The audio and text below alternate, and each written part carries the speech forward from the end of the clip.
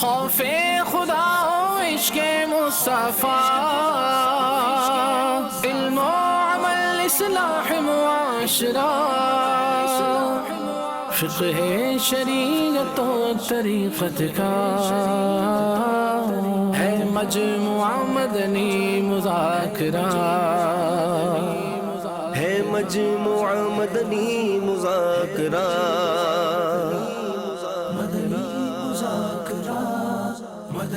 مذاکرہ۔ پیارے پیارے اسلام بھائیو، آپ کو ہم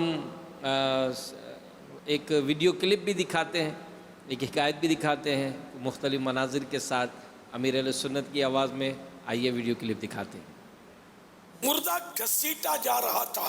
حضرت سیدنا حسن بصری رحمت اللہ تعالی علیہ اپنے احباب کے ساتھ تشریف فرماتے کہ لوگ ایک قتل کیے ہوئے مردے کو گھسیٹتے ہوئے وہاں سے گزرے۔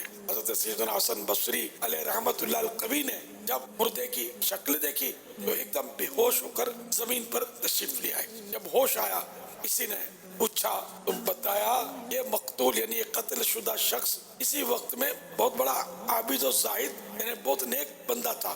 ایک وقت میں لوگوں کو اور تجسس بڑھا۔ عرض کیا یا سیدی ہمیں تفصیلی واقعہ ارشاد فرمائیے۔ فرمایا یہ عبادت گزار ایک روز نماز کے لیے گھر سے چلا تو راستے میں ایک غیر مسلم لڑکی پر نظر پڑ گئی اور ایک دم اس کے دل میں عشق کی آگ بھڑکی اور اس کے فتنے میں پڑ گیا۔ اس سے شادی کا مطالبہ کیا۔ اس نے شرط رکھی کہ اسلام چھوڑ کر غیر مسلم ہو جاؤ۔ کچھ عرصے اس نیک بندے نے ضبط کیا، صبر کیا، مگر آخر کار شہوت کے ہاتھوں لاچار ہوا، اسلام چھوڑا، غیر مسلم بن گیا۔ جب اس نے لڑکی کو اگر خبر دی تو وہ بپھر گئی، غصے میں آگئے اور نفرت کے ساتھ کہنے لگی او بدنصیب تیرے اندر کوئی بھلائی نہیں، تو نے اپنے دین سے وفا نہیں کی تو کسی اور کے ساتھ کیا وفا کرے گا؟ بدبخت تو نے شہوت سے بدمست ہو کر عمر بھر کی عبادت اور ریاضت بلکہ اپنا دین تک داؤ پہ لگا دیا۔ لے سن تو اسلام سے پھر کر مرتد ہوا اور الحمدللہ میں اپنے کفریہ مذہب کو چھوڑ کر مسلمان ہو چکی ہوں۔ یہ کہہ کر اس عورت نے سورۃ الاخلاص قل هو اللہ شریف کی تلاوت کی۔ کسی سننے والے نے حیرت سے پوچھا یہ تجھے کیسے یاد ہو گئی؟ کہنے لگی دراصل بات یہ کہ خواب کے اندر میں جہنم میں داخل ہونے لگی۔ اچانک ایک صاحب وہاں تشریف لائے اور مجھے تسلی دیتے ہوئے فرمانے لگے ڈرو مت، تمہاری جگہ اسی شخص کو فدیہ بنا دیا گیا ہے، تمہاری جگہ وہ جہنم میں جانے والا ہے۔ اتنے میں یہ عاشق ناشاد و نامراد میری جگہ جہنم میں جانے کے لیے آ گیا۔ پھر وہ صاحب مجھے جنت میں لے گئے۔ وہاں میں نے یہ لکھا ہوا دیکھا 12-13 سورۃ الرعد آیت نمبر 39 اس نے پڑھی یمحو اللہ ما یشاء ویثبت وعنده ام الکتاب۔ ترجمہ کنز ایمان، اللہ جو چاہے مٹاتا اور ثابت کرتا ہے اور اصل لکھا ہوا اسی کے پاس ہے۔ پھر انہوں نے مجھے سورۃ الاخلاص یاد کرائی۔ جب میں بیدار ہوئی تو یہ مجھے یاد ہو چکی تھی۔ حضرت سیدنا حسن بصری رحمت اللہ تعالی علیہ نے فرمایا وہ خوش نصیب لڑکی تو مسلمان ہو گئی، لیکن بد نصیب عابد پرہیزگار شہوت سے مغلوب ہو کر مرتد ہونے کے بعد آج قتل کر دیا گیا۔ نسأل اللہ العافیہ، ہم اللہ پاک سے عافیت کا سوال کرتے ہیں۔ فرمان مصطفیٰ صلی اللہ تعالی علیہ وآلہ وسلم اولاد آدم مختلف طبقات پر پیدا کی گئی، ان میں سے بعض مومن پیدا ہوئے حالت ایمان پر زندہ رہے اور مومن ہی مریں گے، بعض کافر پیدا ہوئے حالت کفر پر زندہ رہے اور کافر ہی مریں گے، جبکہ بعض مومن پیدا ہوئے مومنانہ زندگی گزاری اور حالت کفر پر رخصت ہوئے، بعض کافر پیدا ہوئے کافر زندہ رہے اور مومن ہو کر مریں گے۔ اللہ پاک کی بے نیازی اور اس کی خفیہ تدبیر سے ہر ایک کو ہر دم ڈرتے رہنا چاہیے۔ ہم میں سے کسی کو نہیں معلوم کہ ہمارا خاتمہ ایمان پر ہوگا بھی یا نہیں۔ اللہ پاک کے پیارے نبی صلی اللہ تعالی علیہ وآلہ وسلم امت کی ترغیب کے لیے اکثر یہ دعا مانگا کرتے یا مقلب القلوب ثبت قلبی علی دینک، یعنی اے دلوں کے پھیرنے والے میرے دل کو اپنے دین پر قائم رکھ۔ صلو علی الحبیب صلی اللہ تعالی علی محمد۔ مدنی چینل دیکھتے رہیے۔ ابھی ہم آپ کو جو دکھا رہے ہیں وہ امیر اہل سنت کی آواز میں ہمیں ایک شعر موصول ہوا تو ہم نے حاصل ہوا ہم کو، تو پھر ہم نے اس میں مناظر کے ساتھ اس پہ ترکیب بنائی، آئی آپ کو دکھاتے ہیں۔ میرے کریم سے گر قطرہ کسی نے مانگا دریا بہا دیے ہیں در بے بہا دیے ہیں.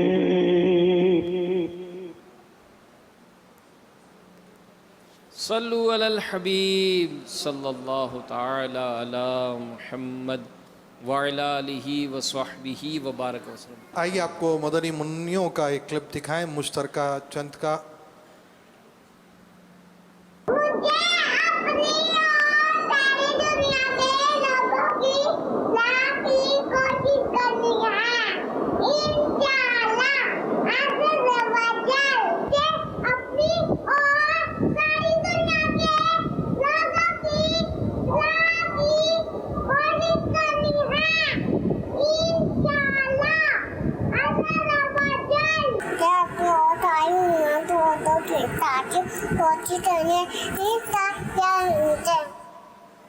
صلو علی الحبیب صلی اللہ تعالی علی محمد. الحمد للہ رب العالمین والصلاة والسلام علی سید المرسلین اما بعد فاعوذ باللہ من الشیطان الرجیم بسم اللہ الرحمن الرحیم الصلاة والسلام علیک یا رسول اللہ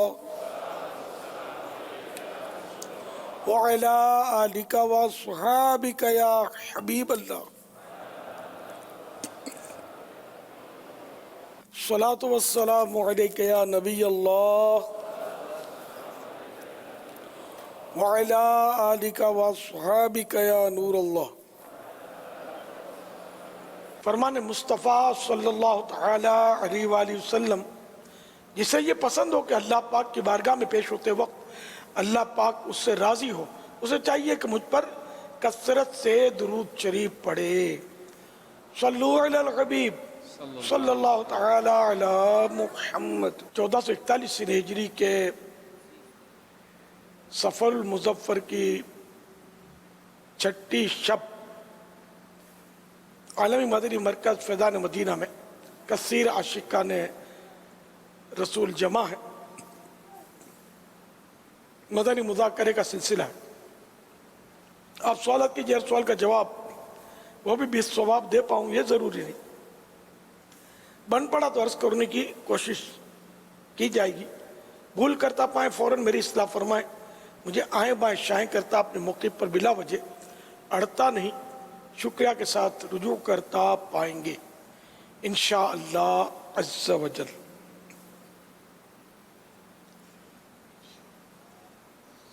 صلو علی الحبیب صلی اللہ تعالی علی محمد.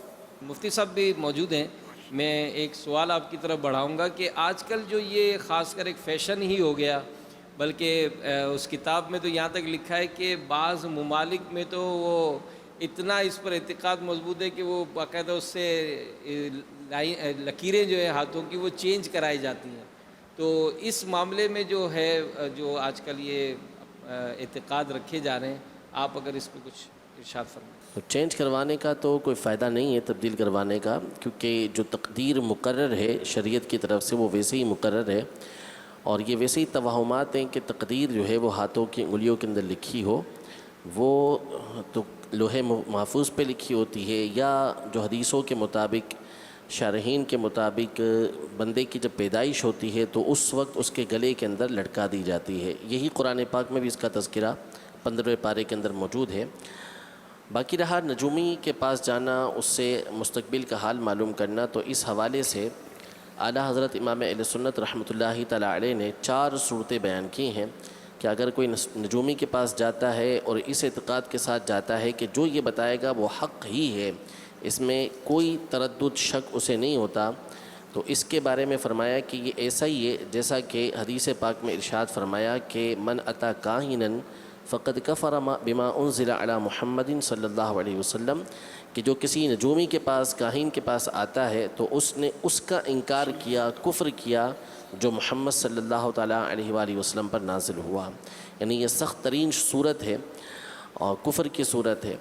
اور دوسری صورت یہ کہ جو آتا ہے وہ اس طرح کا اعتقاد تو نہیں رکھتا لیکن اس کو درست سمجھتا ہے، تو اس کے بارے میں حدیث پاک میں فرمایا کہ ایسے کی نماز 40 دن تک قبول نہیں ہوتی.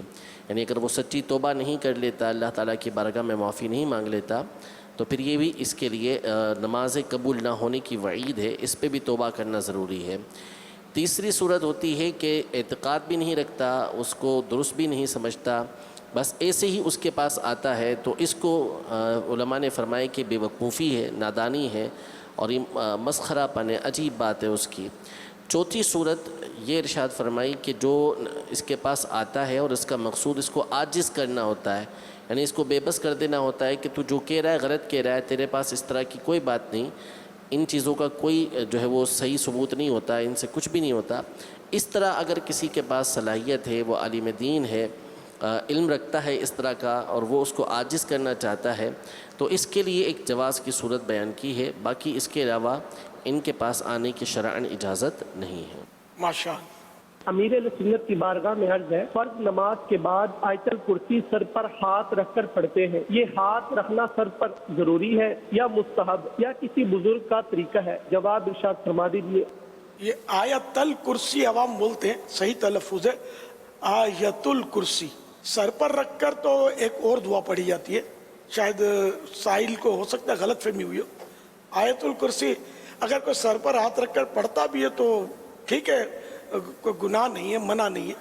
البتہ یہ کہ سر پر ہاتھ رکھنا اس کا کہیں پڑھا نہیں ہے کہ کسی کا طریقہ ہو. دعا پڑھی جاتی ہے، وہ سر پر ہاتھ رکھتے ہیں سرا، بسم اللہ الذی لا الہ الا هو الرحمن الرحیم اللہم اذہب عنی الہم والحزن وعن اہل السنہ. تو یہ سر پہ رکھ کے پھر سرکا کے ہاتھ نیچے لانا ہے. یہ دعا پڑھی جاتی ہے ہر نماز کے بعد. واللہ تعالی اعلم ورسولہ اعلم عز وجل وصلی اللہ تعالی علیہ وآلہ وسلم. صلو علی الحبیب صلی اللہ تعالی علی محمد صلی اللہ علیہ وسلم. پر وہ جو آیت الکرسی کے آخر میں آنکھوں کے لیے بینائی ضائع نہ ہو، روشنی باقی رہے، اس کے لیے جو سر پر ہاتھ رکھ کے پڑھا جاتا ہے وہ بھی اس میں ہے؟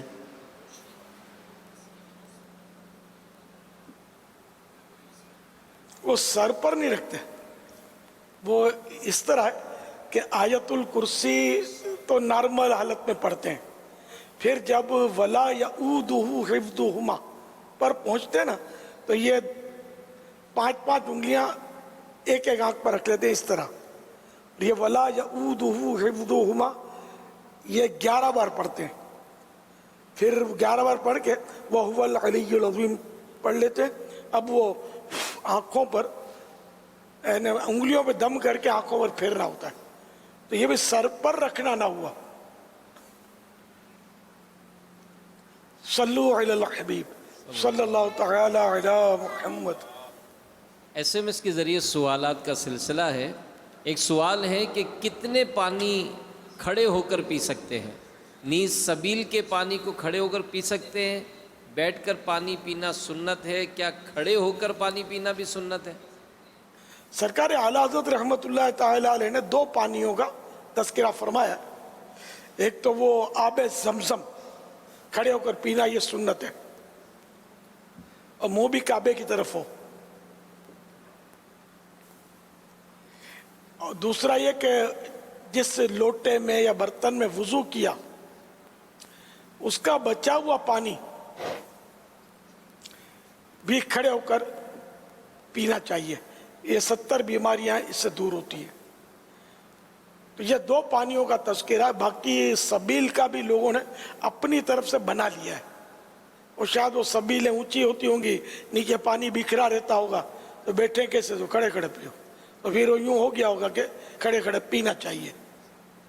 ورنہ سبیل کا پانی بھی بیٹھ کر پیا جائے. واللہ تعالی اعلم ورسولہ اعلم عز وجل وصلی اللہ تعالی علیہ وآلہ وسلم. صلو علی الحبیب صلی اللہ تعالی علی محمد. 2 سوال ایک ساتھ.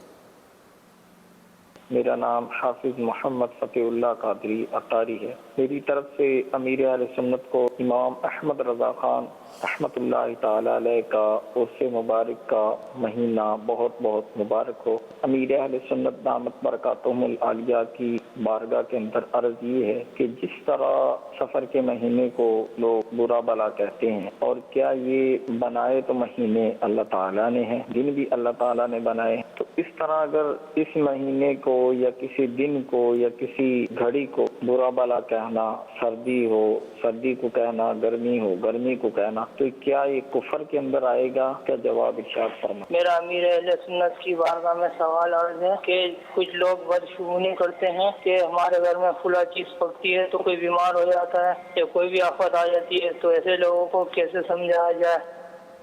اسلام میں بدشگونی نہیں ہے، نیک شگونی ہے.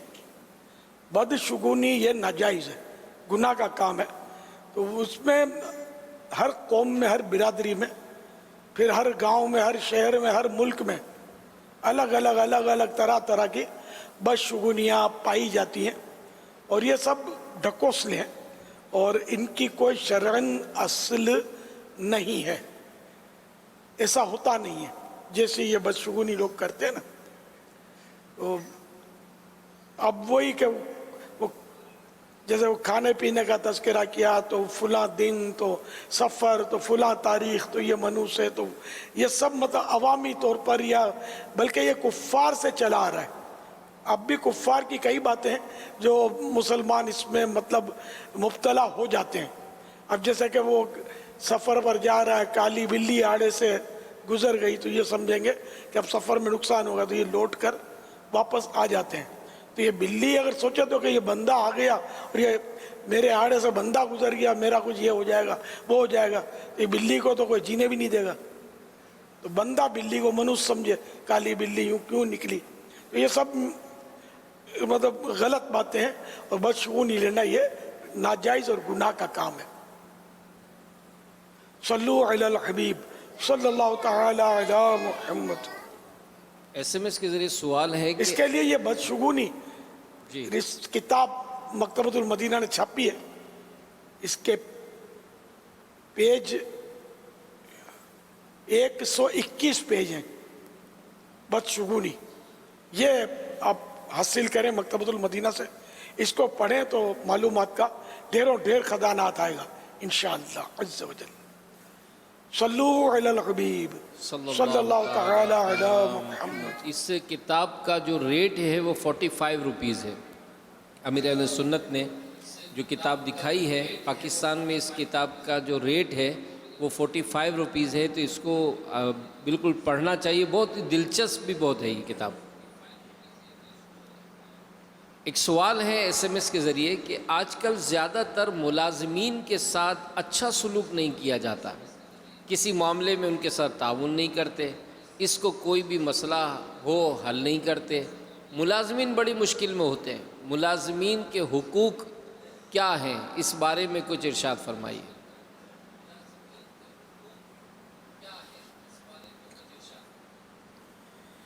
ملازمین کے بھی حقوق ہیں اور سیٹھ کے بھی حقوق ہیں. اور بعض اوقات یہ کہ سیٹھ ملازمین پر ظلم کر رہا ہوتا ہے. بعض اوقات ملازم اگر ایسا جس کی سیٹھ کو محتاجی ہے، بعض ملازم ایسے پاورفل ہوتے ہیں، کاروبار سنبھالتے ہیں، ان کو سارے ٹیکٹ پتہ ہوتے ہیں، رستے پتہ ہوتے ہیں، بڑے قیمتی ہوتے ہیں، انہیں یہ سیٹھ کو چلا رہے ہوتے ملازم ہیں. تو ایسے ملازم بعض اوقات وہ سیٹھ کو مطلب انہیں کھلونا بنائے ہوئے ہوتے ہیں. اس دونوں ہی طرف سے جو بھی ظلم کرے گا وہ گناہ گار ہے. زیادہ تر سیٹھوں کی شکایت کی جاتی ہے کہ یہ لوگ ظلم کرتے ہیں، لیکن ہر سیٹھ ایسا نہیں ہوتا. بعض سیٹھ ایسے بھی ہوتے ہیں کہ جو اولاد کی طرح ملازم کو رکھتے ہیں اور بڑا مطلب ان کے ساتھ حسن سلوک کرتے ہیں. تو ملازم کو بھی چاہیے کہ وہ سیٹھ کے ساتھ اچھا سلوک کرے، اس کا کام ٹائم ٹو ٹائم کر دے، خیانت نہ کرے اس کے مال میں، اس کی چیزوں میں، اس کی آل اولاد میں، اس کے گھر میں خیانت نہ کرے. اگر ملازم کا کردار ستھرا ہوگا نا تو سیٹھ خود بخود اس کے ساتھ اچھا رویہ اختیار کرے گا، مجبور ہو جائے گا اخلاقی طور پر. تو یہ بعض اوقات کیا بلکہ عام طور پر تالی دو ہاتھ سے بج رہی ہوتی ہے. تاہم یہ کہ سیٹ کو چاہیے کہ وہ ملازمین کا خیال رکھیں، اس کی تنخواہ ٹائم ٹو ٹائم دے دیں، اس کو دھکے نہ کھلائیں تنخواہوں کے لیے. جیسے 1 تاریخ کو تنخواہ ہمارے یہاں دینے کا عرف ہے، تو 1 تاریخ کو اس کو دے دیں، یعنی پرسوں دوں گا ترسوں دوں گا، یہ اس طرح بیچارے کو تنگ کرتے ہوں گے. اور جو کم تنخواہ والے ہوتے ہیں نا، ان کے اوپر بعض اوقات چڑھے ہوئے ہوتے ہیں قرضے، تو آخری تاریخوں میں تنخواہ ختم ہو جاتی ہے. تو اگر سیٹ احسان کرنا چاہیے تو 1 تاریخ سے پہلے اس کو تنخواہ دے دے. یہ بھی ہو سکتا ہے 2 دن پہلے تنخواہ دے دے تاکہ یہ بیچارہ اپنے قرضے وغیرہ اتار سکے. لیکن یہ لازم نہیں ہے، 1 تاریخ کو تو بہرحال اس کو دے دینی چاہیے. اسی طرح عید برات کے موقع پر اس کو تحفے تحائف ملازم کو دے تاکہ اس کا دل خوش ہو. یہ دینا کوئی فرض نہیں ہے، نہیں دے گا گناہگار نہیں ہوگا، لیکن دیتا رہے کچھ اچھی چیز پکے گھر میں تو اس کو کھلائے پلائے. تو اس طرح یہ آٹومیٹک ملازم جو ہے نا یہ وفاداری کرے گا، سیٹ کی محبت اس کے دل میں گھر کر جائے گی. تو اس طرح انشاءاللہ یہ دونوں ایک دوسرے سے حسن سلوک کریں گے تو ہمارا معاشرہ بھی صحیح ہو جائے گا اور ظلم کا بھی قلع کما ہوگا انشاءاللہ. صلو علی الحبیب صلی اللہ تعالی علی محمد. محمد عمیر حمزہ طاری واقعہ سے عرض کر رہا ہوں. امیر علیہ سنت کی بارگاہ میں سوال ہے کہ ستاروں کے اچھے برے اثرات پر یقین رکھنا کیسا؟ ستاروں کے یہ بھی وہ اصل نجوم نجم کی جمع ہے، اور نجوم سے ہی تو نجومی بنا ہے. وہ ستاروں کی باتیں بتاتا ہے، اور مطلب وہ بتاتا ہے وہ جیسی بھی بتائے. تو اس طرح جو بیچارے وہ کم علم لوگ ہوتے ہیں ان کے چکروں میں آ جاتے ہیں. تو اس کی بھی اجازت نہیں ہے ستاروں کے تعلق سے. جو یہ بدگمانیاں، اس میں بھی بدشگونیوں کی بھرمار ہوتی ہوگی. صلو علی الحبیب صلی اللہ تعالی علی محمد. سوال یہ ہے کہ کیا تحیۃ الوضو یہ جو نماز ہے یہ اعضاء کے خشک ہونے سے پہلے پڑھنا ضروری ہے؟ بہتر یہی ہے کہ پانی کی تری موجود ہو اور تحیۃ الوضو پڑھ لے، جبکہ کوئی نفل کوئی وقت مکروہ نہ ہو. اور یہ بھی نہیں کہ وہ جماعت کھڑی ہو گئی ہے، اب یہ صاحب تحیۃ الوضو پڑھ رہے ہیں، جماعت کھڑی ہوئی تو اب جماعت میں شامل ہونا ہے، اب تحیۃ الوضو نہیں پڑھنا. صلو علی الحبیب صلی اللہ تعالی علی محمد. میرا نام رضوان ہے، میں لاہور سے بات کر رہا ہوں. میرا سوال ہے، اگر کوئی انسان غلطی کر دیتا ہے اسے دلوں سے معاف کر دیا جاتا ہے، لیکن جیسے وہ سامنے آتا ہے دل میں آتا ہے کہ اس نے میرے ساتھ غلط کیا تھا، تو اس میں کوئی رہنمائی بتا دیں. ایک بزرگ کا واقعہ لکھا ہے احیاء العلوم میں کہ ایک شخص جب ان کے سامنے آتا تھا تو ان کے دل میں بس وہی جیسا آپ فرما رہے نا کہ وہ کچھ ہو جاتا تھا، یعنی وہ اچھا نہیں لگتا تھا وہ آدمی اس کو. اس بزرگ نے تو کمال کر دیا، وہ انہی کا حصہ تھا. انہوں نے ایک بار علیحدگی میں تنہائی میں اس آدمی سے کہا کہ اپنا پاؤں میرے چہرے پر ملو. اس نے کہا حضرت کیا فرما رہے ہیں، میں کیسے کر سکتا ہوں؟ نہیں یہ تو کرنا پڑے گا. وہ بزرگ کا اصرار، اس کا انکار، آخرکار اس بزرگ نے اس کا پاؤں پکڑا اور زبردستی اس کے پاؤں کا تلوا جو تھا وہ اپنے چہرے پر ملا. اور بزرگ فرماتے ہیں کہ اس کے بعد اس شخص کے بارے میں جو میرے وساوس تھے یا خیالات تھے وہ چیز جاتی رہی، اب وہ جیسے وہ اچھا لگنے لگا. تو بہرحال یہ کہ اگر کسی نے ایسا ظلم کیا ہے، ایسے حرکت کی ہے تو سامنے آتا ہے تو اس کا یاد آنا، اس سے تکلیف ہونا، اس میں کوئی حرج نہیں ہے، اس میں بندے کا اختیار نہیں ہے. لیکن اب یہ کہ اس سے جان بوجھ کر نفرت کی کیفیت نہ بنائے اور اس کی تذلیل نہ کرے، برا بھلا اس کو نہ کہے، اس کو دھتکارے نہیں، اس طرح مطلب یہ کہ ترکیب رکھے. حضرت سیدنا وحشی رضی اللہ تعالیٰ عنہ جنہوں نے سید الشہداء سیدنا امیر حمزہ رضی اللہ تعالیٰ عنہ کو شہید کیا تھا، پھر یہ مسلمان ہو گئے، اب صحابی رسول بن گئے، جنتی ہو گئے. مگر سرکار صلی اللہ تعالیٰ علیہ وآلہ وسلم کے جب وہ سامنے آتے تو سرکار صلی اللہ تعالیٰ علیہ وآلہ وسلم کے مبارک دل کو اس سے تکلیف ہوتی تھی. تو یہ ایک کیفیت ہے. تو اس میں سرکار صلی اللہ تعالیٰ علیہ وآلہ وسلم نے کبھی بھی ان کی کوئی تحقیر نہیں کی، نہ ان کو ڈانٹا نہ جھاڑا. معاذ اللہ، یہ تو تصور بھی نہیں ہے. میرے آقا سے بد اخلاقی کا کوئی تصور نہیں ہے. تو ہم کو اسی سنت پر عمل کرنا چاہیے کہ یہ کیفیت تو قلب میں پیدا ہوگی تو اس پر ظاہر ہے کہ آدمی بے بس ہے، بے اختیار ہے. ماشاءاللہ بالا کوٹ کے عاشقان رسول ابھی اسکرین پر نظر آ رہے تھے. کرلاٹ خیبر پختونخوا، پخیر راغلے ماشاءاللہ. ہمارے کافی پٹھان بھائی جمع ہو گئے ہیں. یہ مہینہ بھی ایک پٹھان سے نسبت رکھتا ہے. امام احمد رضا خان کی نسبت سے عاشقان رسول اس کو ماہ رضا بولتے ہیں. تو یہ بھی پٹھان تھے. تو اعلیٰ حضرت رحمت اللہ تعالی علیہ پٹھان تھے، اس لیے مجھے پٹھانوں سے خاص کچھ الفت ہو گئی ہے. ماشاءاللہ خوب مدنی قافلوں میں سفر کریں اور مدنی کام کی دھوم دھام کریں. ہفتہ وار سنتوں بھرے اجتماع میں حاضری دیا کریں اور ہر ہفتے مدنی مذاکرے میں شرکت بھی فرمایا کریں.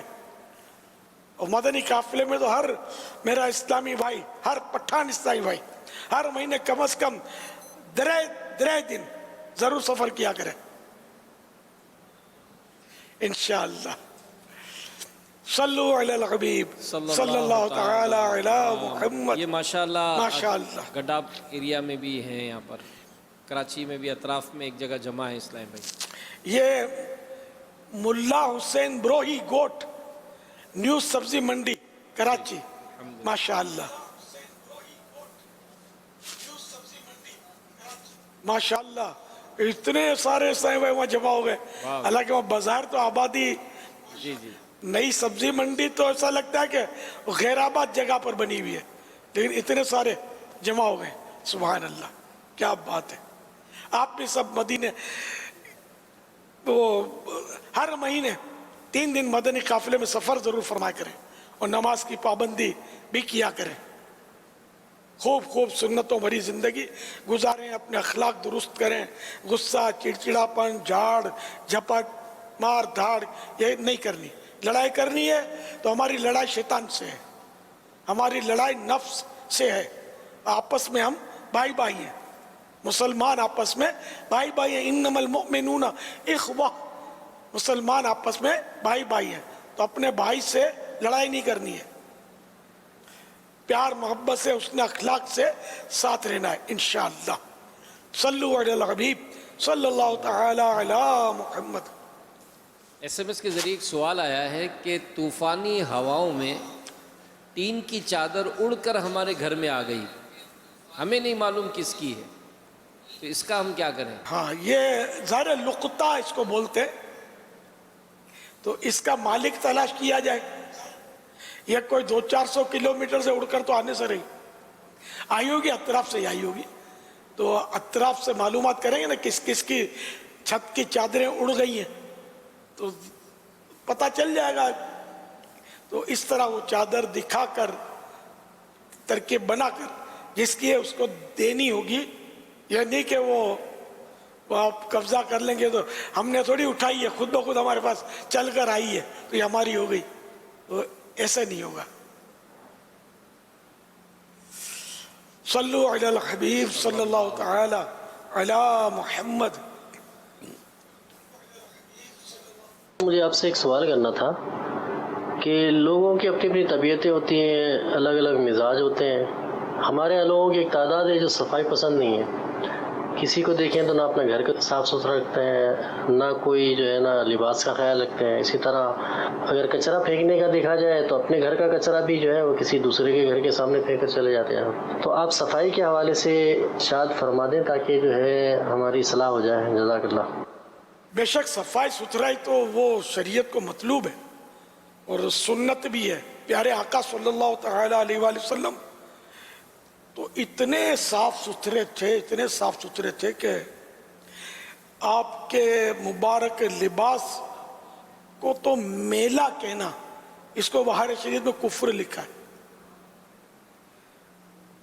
تو پیارے آقا صلی اللہ تعالیٰ علیہ وسلم کی پسند ہے صفائی.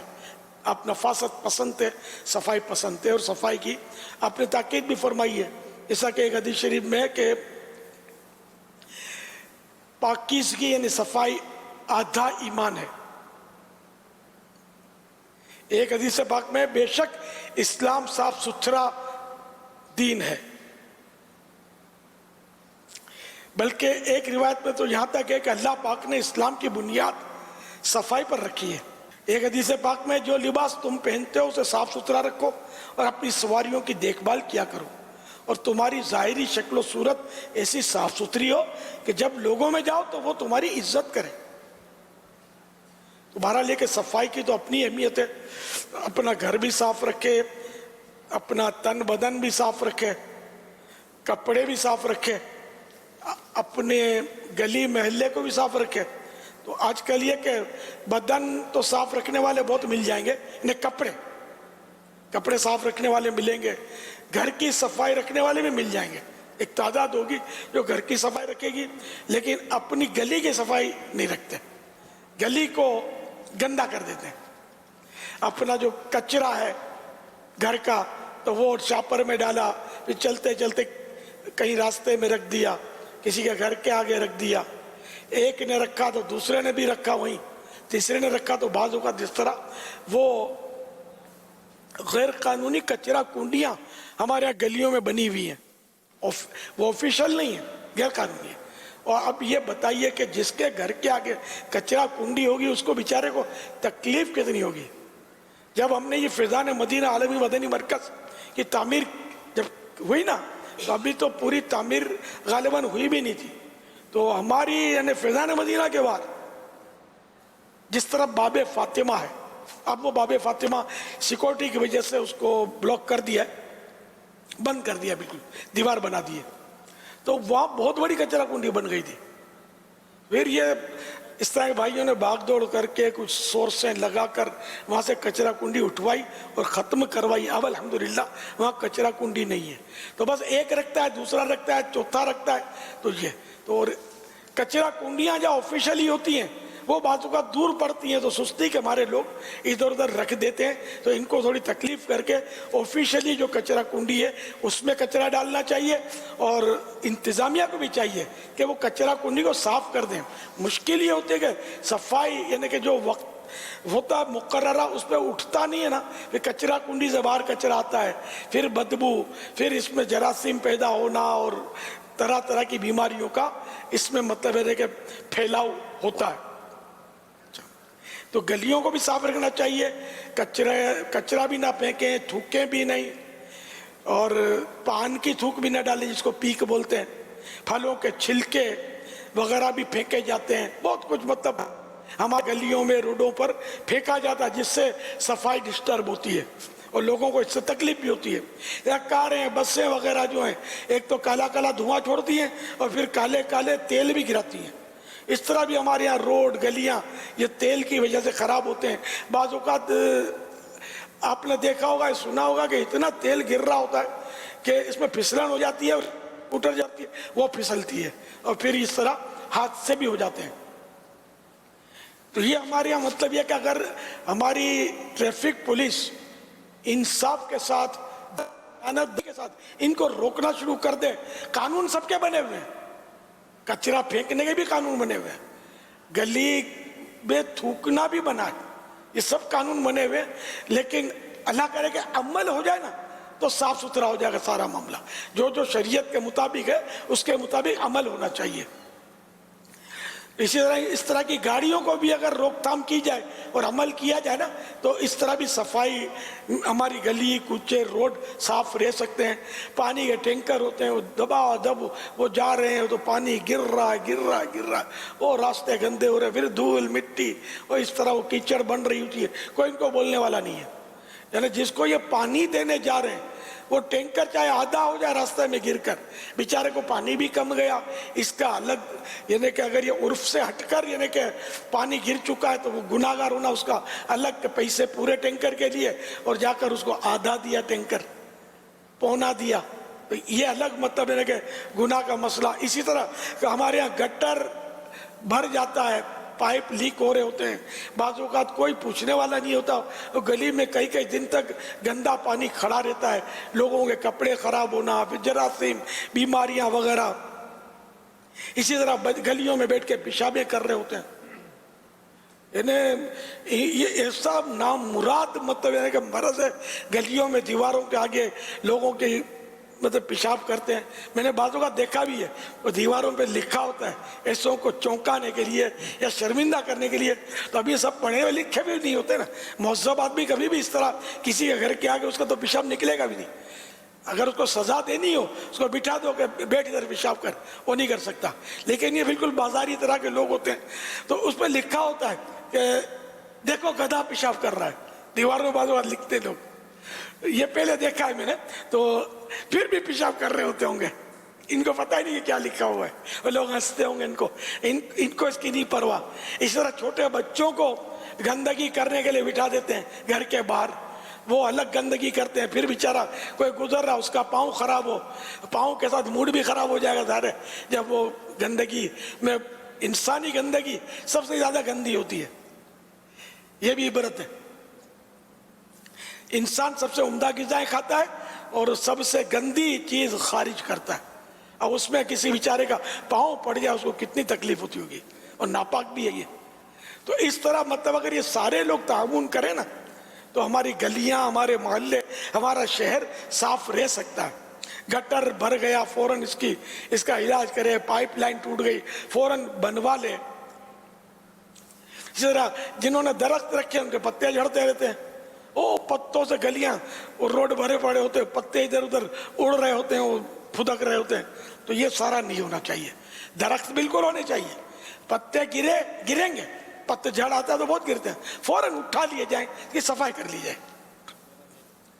اس طرح جو لوگ تعمیرات کرتے ہیں، تعمیرات کے بھی قانون بنے ہوئے ہیں کہ روڈوں پر یہ بجریاں نہیں رکھنی، سریے نہیں رکھنے، اور اس طرح مطلب بناتے ہوئے وہ پردہ آپ نے دیکھا سبز پردہ ڈال کے بناتے ہیں، تو یہ تو قانون کا جب ڈنڈا چلتا ہے تو یہ رکھتے ہیں، سبز پردے لگاتے ہیں ورنہ نہیں لگاتے۔ لوگوں کو بڑی تکلیف ہوتی ہے اس سے، سریے رکھ دیتے ہیں بیچ میں، بجریاں آدھی گلی گھیر لیتی ہے، لوگوں کے چلنے کے مسئلے، کوئی اسکوٹر والے سائیکلوں والے یہ پریشان۔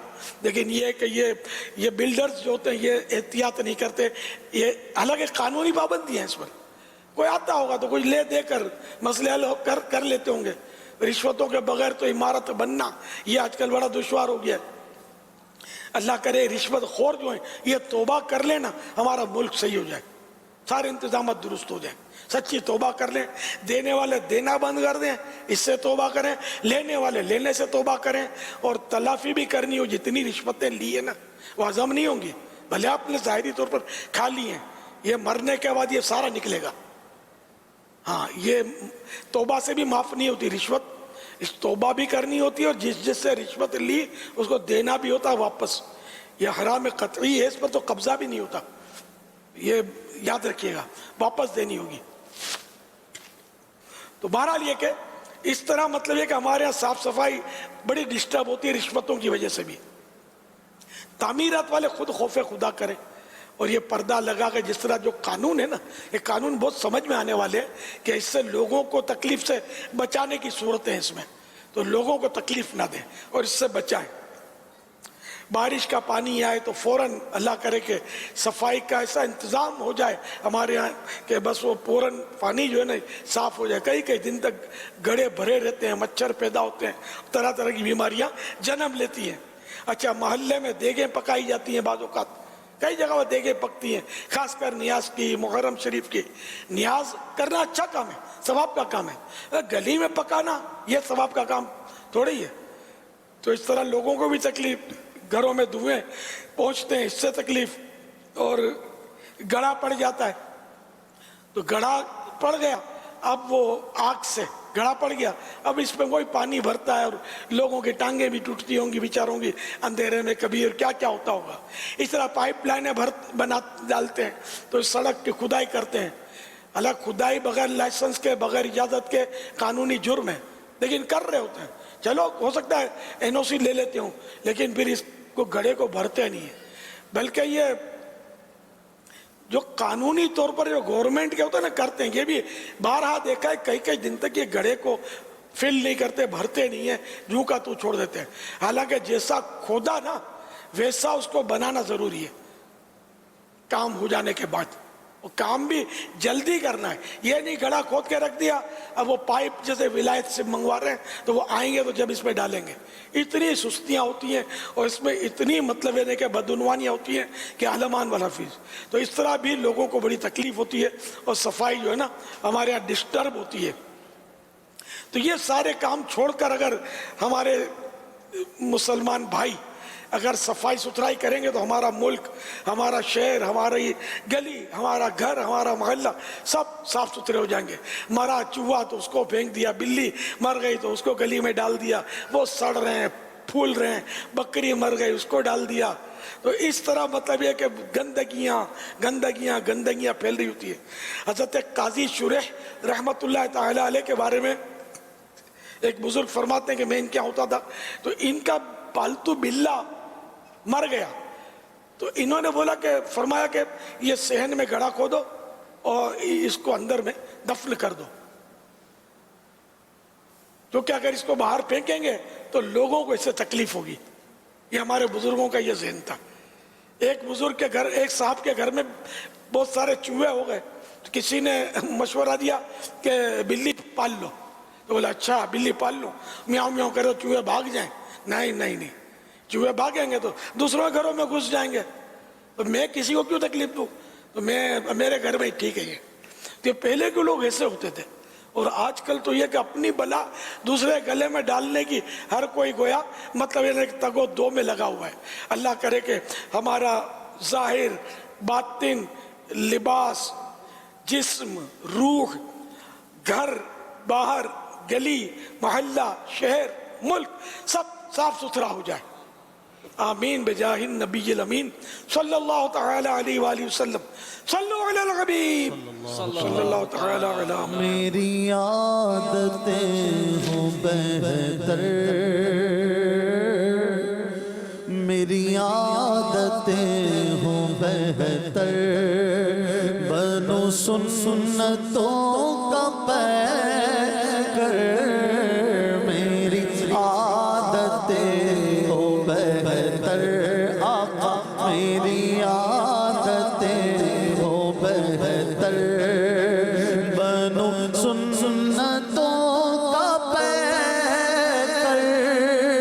मुझे मुत्तकी बनाना, मुझे मुत्तकी बनाना,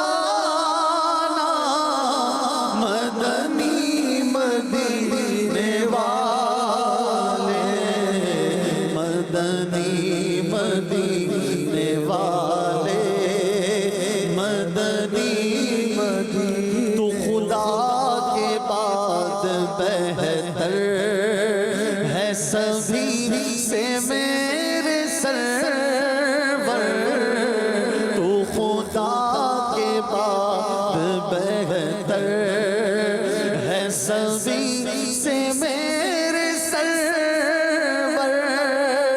तेरा हाशमी घराना, तेरा हाशमी घराना, मदनी मदीने वाले, मदनी मदीने वाले, मदनी मदीने वाले। एक सवाल है कि चलते फिरते बेवुज़ू और चप्पल पहनकर कुरान पाक पढ़ना कैसा है? बेवुजू कुरान करीम पढ़ना जायज़ है, कुरान करीम को छूना बेवुजू जायज़ नहीं है, तो चप्पल पहनकर भी पढ़ने में हर्ज नहीं है। फेसबुक पेज पर ही सवाल का सिलसिला है कि बिल्लियां पालना कैसा है اگر گھر والے پریشان ہوتے ہوں تو کیا کریں؟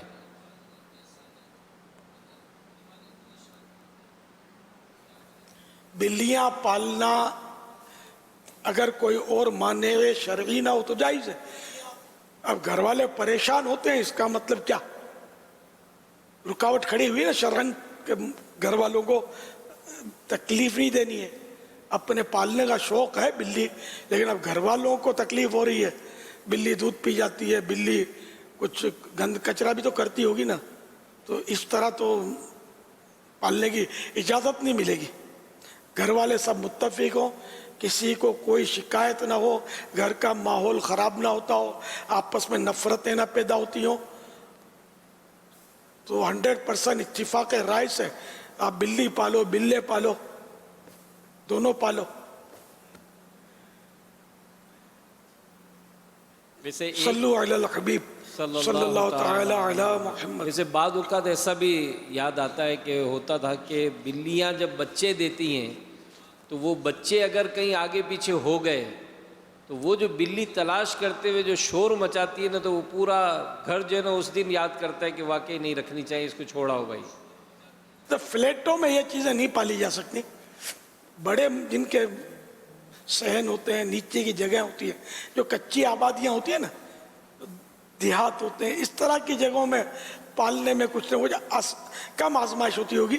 باقی تو فلیٹ میں اگر پالو گے تو چوزا پالنا مشکل ہوتا ہے مرغی کا فلیٹ میں، تو بلی کہاں سے پالیں گے؟ مسائل کر دے گی بلی. تو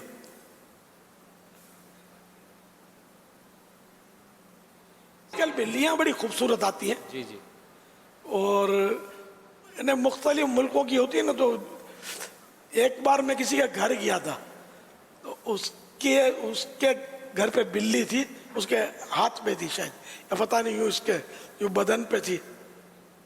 تو میں دیکھ کے میں حیران ہوا. میں یہ سمجھا کہ میں نے کہا یہ کوئی کیا ٹوئی ہے، کھلونے کی بلی ہے. بولا نہیں اصلی ہے. بولا اصلی بلی ہے. تو بولے ہاں. بولا ہاتھ لگاؤ اس کو، اٹھاؤ اس کو. تو میں نے ہاتھ لگایا، اٹھا تو واقعی ہو تو زندہ تھی، اور بالکل یعنی میں نے زندگی میں پہلی بار دیکھی تھی. یہ بہت خوبصورت بلی تھی، جیسے کوئی کھلونا ہے وہ روئی کا. پھر کچھ عرصے کے بعد یا کچھ دنوں کے بعد اس بلی کا کیا ہوا، اسی آدمی نے بتایا کہ وہ خود بخود کہیں چلی گئی، گھر چھوڑ کے. صلو علی الحبیب صلی اللہ تعالی علی محمد. یہ بلی آ گئی. آئیے خوبصورت بلی، ماشاء اللہ.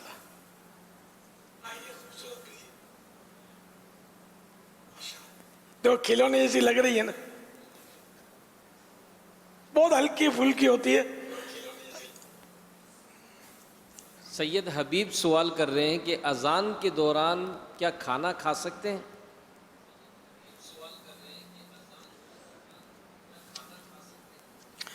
اگر پہلے سے کھا رہے ہیں تو کھانا جاری رکھ لے، ورنہ یہ کہ اذان سے پہلے کھانا شروع نہیں کیا تو بہتر یہی ہے کہ اذان کا جواب دے دے. اور اگر کھانا روک کر بھی جواب دینا چاہے تو کھانے کا اذان کا جواب دینا یہ بڑے ثواب کا کام ہے.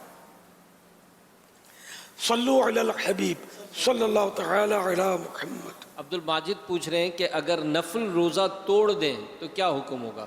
نفل روزہ رکھ لینے سے اس کو پورا کرنا واجب ہو جاتا ہے. اب اگر یہ توڑے تو اس کو قضا کرنا ہوگا، اور بلا عذر توڑنا بھی جائز نہیں ہے.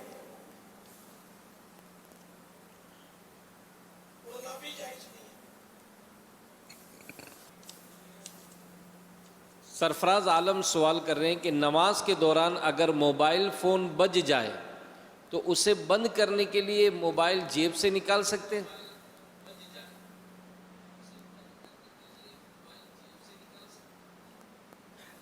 دوران نماز غالباً پوچھا ہوگا. جی جی. تو اب نماز میں یہ پریشان کر رہا ہے اپنے کو یا دوسرے کو، تو موبائل फ़ोन निकाल कर जब ये बंद करेंगे तो ये अमल कसीर है, नमाज तो टूट जाएगी, अलबत्ता दोबारा नमाज पढ़े। अच्छा, ये मुफ्ती साहब बताएंगे अमल कसीर नमाज की इस्लाह के लिए में ये आएगा या क्या? ये इसके अंदर नहीं आएगा। वो नमाज की कोई अपनी कंडीशन होती है ना, यानी उसके अब नमाज के अंदर की कोई चीज़ छुपाने वाली होती है, जैसे लिबास को ठीक करने वाला मामला है, तो उसमें ये सूरत बनती। यहाँ पर हुक्म यही होगा कि अव्वलन तो वो कोशिश करे कि अमल कलील के ज़रिए ही इसे बंद करें। अगर अमल कलील के ज़रिए बंद नहीं होता और ट्यून ऐसी बज रही है कि जिसकी वजह से ख़ुद अपनी या दूसरे की नमाज के अंदर तशवीश पैदा हो रही है, तो अब इसके लिए हुक्म यही होगा कि इसको निकाल के बंद करें और इसकी नमाज टूट गई, अब नए सिरे से नमाज शुरू करें। अमल कलील माने थोड़ा अमल, तो यानी जैसे ये नमाज पढ़ रहा है ऊपर की जेब में मसलन मोबाइल, तो यूँ सरका के बटन अगर मुमकिन है तो यूँ बंद कर दे, तो ये समझो अमल कलील होगा। और अमल कसीर की तारीफ़ ये कि दूर से देखने वाला ये समझे कि ये शख्स नमाज में नहीं है, या उसका ज़न्ने गालिब आ जाए कि नमाज में नहीं है। तो अब अगर जेब से मोबाइल फ़ोन निकाल कर कोई बंद करेगा ना, तो देखने वाला यही समझेगा कि ये नमाज में नहीं है, तो यूँ ये इसकी नमाज टूट जाएगी।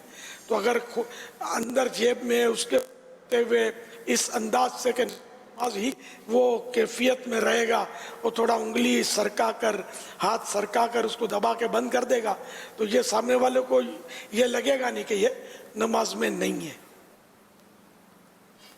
तो ये अमल कलील और अमल कसीर, ये दोनों की मैंने आपको एक मिसाल देकर समझाने की कोशिश की। मेरा सवाल है कि क्या मुर्शिद महरम होता है? क्या मुर्शिद महरम होता है?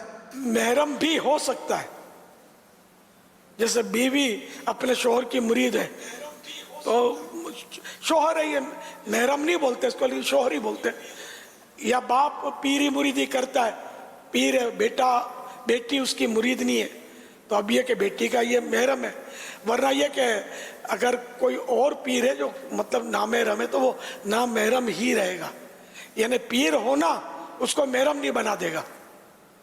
औरत अपने नामहरम पीर का हाथ नहीं चूम सकती, ना हाथ चूमे ना सर पे हाथ फिरवाए। सर पे हाथ फिरवाने का बड़ा रवाज है आजकल, ना पांव दबाए। सल्लु अलल हबीब सल्लल्लाहु तआला अला मुहम्मद। एक सवाल SMS के ज़रिए आया है कि हमारे गांव में बहुत सारे कुरान ये दफन हैं, पहले किसी ने नहीं देखा, अब उसके ऊपर से मिट्टी हट गई तो कुरान पाक नज़र आने लगे, तो अब हम इसका क्या करें? अब अगर वो कुरान करीम गलबन ज़ाहिर के पुराने होंगे, जो अब तिलावत तो उसकी की नहीं जाती होगी, तो अगर ये इस तरह के हैं जैसे मुक़द्दस औराक की तरकीब होती है, तो उनको वहाँ से निकाल कर किसी और जगह पर जहाँ लोगों के पाँव ना पड़े वहाँ उसकी तदफीन अमल में लाई जाए। या ये कि समुंदर के बीच में इसको वो बोरे में डालकर, बोरों को चीरे लगाकर, पत्थर वगैरह वजन डालकर वो समुंदर में डाल दिए जाए।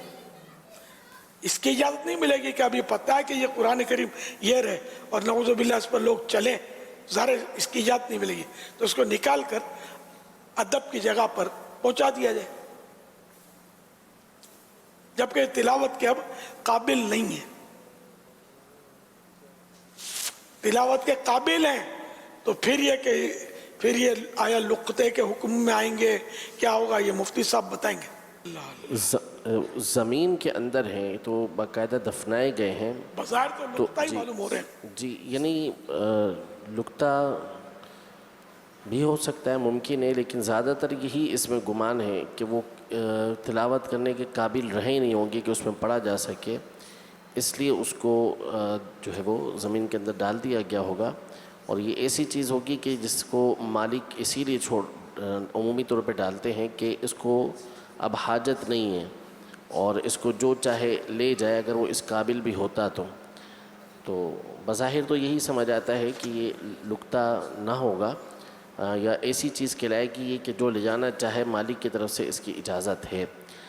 لیکن جو اس طرح ڈالے جاتے ہیں عام طور پہ وہ تلاوت کے قابل ہوتے نہیں ہیں، وہ کچھ نہ کچھ اوراق وغیرہ شہید ہو جاتے ہیں، جلد وغیرہ کمزور پڑ جاتی ہے تو یہ ڈال دیتے ہیں. اس میں میرا خیال یہ کہ مسجد میں بہت زیادہ جمع ہو جاتے ہوں گے نا، تو وہ بھی ڈال آتے ہوں گے. حالانکہ اس طرح اگر وہ پڑھنے کے قابل ہے اور مسجد میں کسی نے رکھا ہے تو اس کو دفن کرنا جائز نہیں ہے. مسجد میں رکھنا بھی نہیں چاہیے ایسی جگہ پر کہ جہاں تلاوت وغیرہ نہیں. اتنے قرآن کریم کی کیا تلاوت کریں گے لوگ؟ حالانکہ ہمارے یہاں ایسے مطلب رواج بنے ہوئے اس کے، یعنی کہ کسی کا انتقال ہونے لگتا ہے نا تو فوراً وہ قرآن کریم کا نسخہ مسجد میں پہنچتا ہے. ایصال ثواب کے لیے مسجد میں قرآن کریم رکھے جاتے ہیں. میں نے احمد آباد شریف مدینۃ الاولیاء احمد آباد ہند میں مسجدوں میں دیکھا تھا. حالانکہ یہ بیچارے ہمارے گجراتی بھائی یہ شین کو سین بولتے ہیں، زال کو جال بولتے ہیں. اب یہ کہاں ان کو پڑھنا آتا ہے؟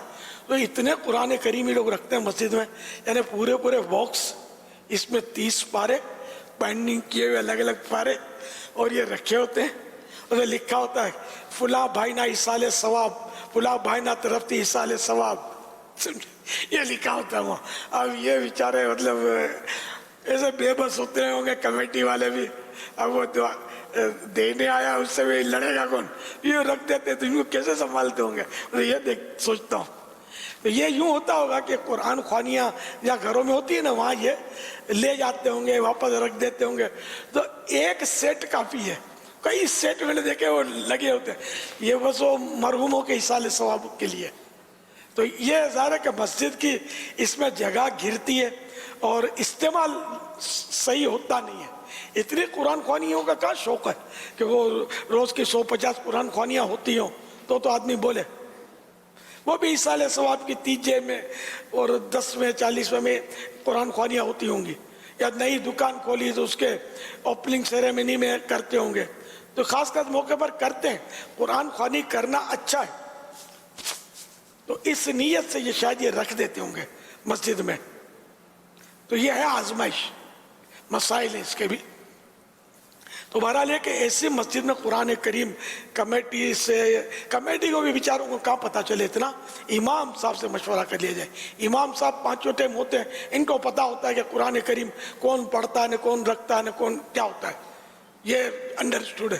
مشورہ کر لیا جائے کہ یہ قرآن کریم ہم رکھیں. تو وہ سمجھدار ہوگا تو بولے گا یار 99 ہے، سینچری ہو جائے گی، 100 پورے ہو جائیں گے. آج تک دیکھا نہیں ہے کوئی کھول کے یہاں بیٹھتا ہو پڑھنے کے لیے. رمضان شریف میں کوئی 2-4 آدمی مسجد میں ہوتے ہیں جو پڑھتے ہیں، باقی سارا سال کہاں پڑھتے ہیں. ہاں جو آباد ہوتی ہیں مسجدیں تو اس میں کچھ نہ کچھ تلاوت کرنے والے ہوتے ہیں، لیکن ان کی تعداد بھی اتنی نہیں ہوتی جتنے قرآن کریم رکھے ہوتے ہیں. قرآن کریم ڈھیروں رکھے ہوتے ہیں، پڑھنے والے یہ 2-5 ہی ہوتے ہیں.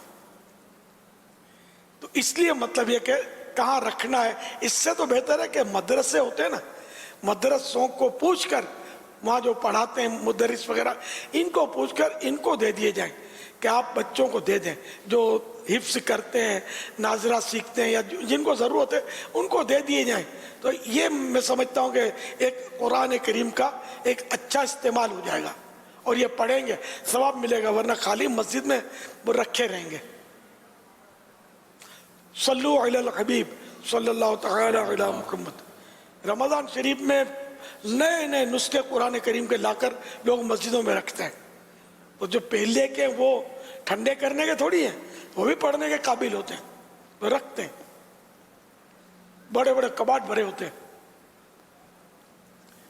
اچھا، اس میں امیر علیہ سنت سے عرض ہے کہ کیا مسجد کمیٹی جو ہے وہ اس بات میں منع کرے جو نمازی دینے آئے کہ بھائی ہمیں حاجت نہیں ہے، یا اگر اس کی جگہ آپ ترغیب دلاتے ہیں جس طرح کہ رقم دی جائے مسجد میں تاکہ مسجد کی ضرورت کی چیز لے لی جائے، اگر ایصال ثواب کے لیے دینا ہی چاہتے ہیں تو مسجد میں رقم دے دی جائے. پڑھنے والوں کے لیے قرآن کریم رکھنا مسجد میں یہ جائز اور کار ثواب ہے، کسی کو غلط فہمی نہ ہو جائے. البتہ یہ کہ میں نے تو فیضان مدینہ میں جب تک میں खुद नमाज वहाँ पढ़ाता था, तो मैंने तो लिख के लगा रखा था कि कुरान करीम इसमें इजाज़त के बगैर हमारी कोई आकर ना रखे। तो इस तरह मतलब ये कि अब पहले से कुरान करीम तो मौजूद होते ही हैं, कुछ ना कुछ तो लोग दे ही देते हैं, फिर ये कि स्टॉप कि अब नहीं। इसी तरह हमने मदरसों के अलग रखे थे और मस्जिद के अलग रखे थे कुरान शरीफ के कबाट, जो तलबा भी पढ़ते थे। तो तलबा के लिए वही नुस्खा जिसमें वो हिफ्ज़ करता है ना तालिब इल्म, वो उसके लिए ज़्यादा सूट करता है, तो वो इसमें अपने उस पर रखेगा। तो इस तरह पहले तरकीब थी। अब मतलब खुदा जाने अब तो बरसों हो गए, मैं फैज़ान मदीना के अंदरूनी हिस्से में जा नहीं पाता। अब मौजूदा मजलिस मुजाहरा के जो बरसर इक़्तिदार आता है अपने अपने कुछ न कुछ नए कानून भी लाता है, तो ये क्या करते हैं मुझे पता नहीं है। बहरहाल जो भी है, हुक्म शरीयत तो सबके लिए एक ही है। तो मैंने तो एहतियात लिख के लगवा रखा था, क्योंकि मुझे ये भी पता है कि ढेर सारे जमा हो जाएं तो ये थोड़ी है कि हम उठा के बांटना शुरू कर दें, मैं दरवाजे में खड़े हो जाओ और ये बांट दो। तो ये मस्जिद के कुरान करीम जो वक्फ कर देते हैं, तो ये इनके मसाइल बहुत पेचीदा हैं, इनको बांट नहीं सकते। जो मस्जिद के लिए वक्फ हुआ वो हम मदरसे में नहीं दे सकते, जो मदरसे के लिए वक्फ हुआ वो मस्जिद के लिए नहीं दे सकते। ये वक्फ के मसाइल हैं, मतलब बारीक मसाइल है। मस्जिद के हवाले से यही है कि दूसरी मस्जिद, जैसे एक ही मस्जिद में इतने ज़ायद हो गए कि अब यहाँ ज़रूरत ही नहीं है, तो उसे दूसरी मस्जिद के अंदर दिया जा सकता है। सल्लल्लाहु अलैहि हबीब सल्लल्लाहु तआला अला मुहम्मद। मेरा किबला अमीर अहले सुन्नत की बारगाह में एक सवाल अर्ज़ है कि औरत का बग़ैर इजाज़त जाना जायज़ है, या अगर उन्हें रोका जाए तो वो ये कहती हैं कि हमने तो हक़ महर माफ़ कर दिया था आपको, तो इसलिए इजाज़त लेना ज़रूरी नहीं। इसके बारे में रहनुमाई अता फरमा दे। औरत बग़ैर इजाज़त घरों से जो निकलती है, ये तो इजाज़त नहीं है शरन। अलबत्ता मेके जाने के मसाइल हैं कुछ, अपने अजीज़ों से मिलने के, इसकी तफसील मुफ्ती साहब को याद होगी।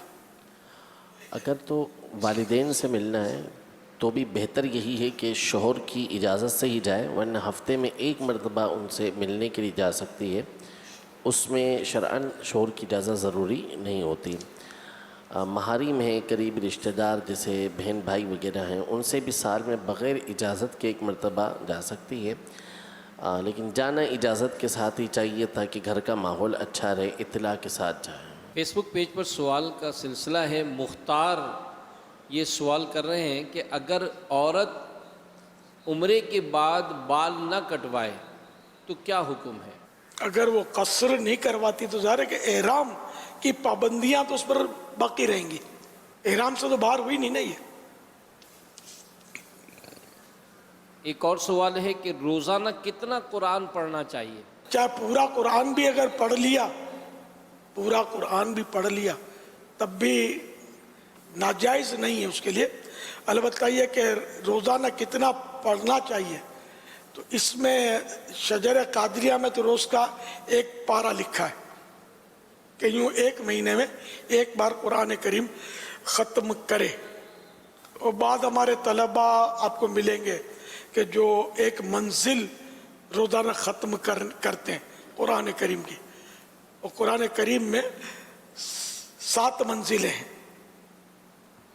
तो यूँ मतलब ये कि वो 7 दिन में कुरान करीम ख़त्म होगा इनका।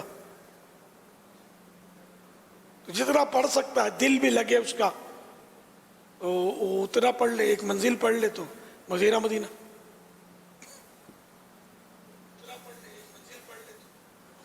किसी इस्लामी बहन का सवाल है कि क्या इस्लामी बहन नमाज में अपनी ठोड़ी भी छुपाएगी? ठोड़ी छुपाएगी यानी जो टिकली तो खुली रखेगी नमाज में, थोड़ी छुपाएगी, वो थोड़ी नीचे का हिस्सा होती है, इसने छुपानी है, तो चादर जो बांधेगी उसमें ये थोड़ी भी छुपेगी। अब ये होता है कि बाज़ औक़ात बिल्कुल मामूली सी बांधने में खिसक जाती है, तो कोशिश करे उसे भी छुपाए, लेकिन बहरहाल थोड़ी जो होगी उसको छुपाना होगी। ऊपर भी थोड़ा हिस्सा है ना ठोड़ी का, नहीं, थोड़ी नीचे वाला हिस्सा कहलाती है ऊपर, ये जक्कन जी निचला हिस्सा कहलाती है। या ये गड़ा है। अच्छा, ये असल में मुंह की टकली जो है ना, मुंह का हिस्सा, ये सारा चौड़ाई में और लंबाई में, तो ये यहाँ तक होता है। इसके नीचे का जो हिस्सा है वो छुपाना है, यहाँ तक छुपाना ये नहीं छुपाएगी, बाकी इसके अलावा जो हिस्सा है उसको चादर के ज़रिए, कपड़े के ज़रिए उसने छुपाना होता है। साद अतहर सवाल कर रहे हैं कि दिमाग तेज़ करने का तरीक़ा बता दें।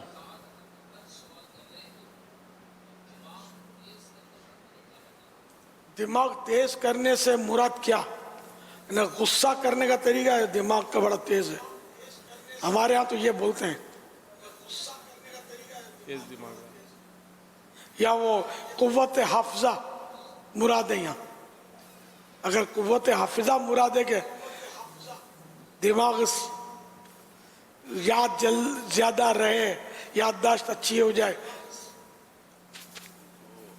तो इसके लिए तो एक किताब मकतबतुल मदीना ने शाया की है, हाफिजा मजबूत कुव्वत हाफिजा के मुतालिक। किताब का नाम तो याद नहीं मुझे, पर छोटी सी किताब है, वह इतनी सी होगी। तो हाफिज़ा मजबूत कैसे करें?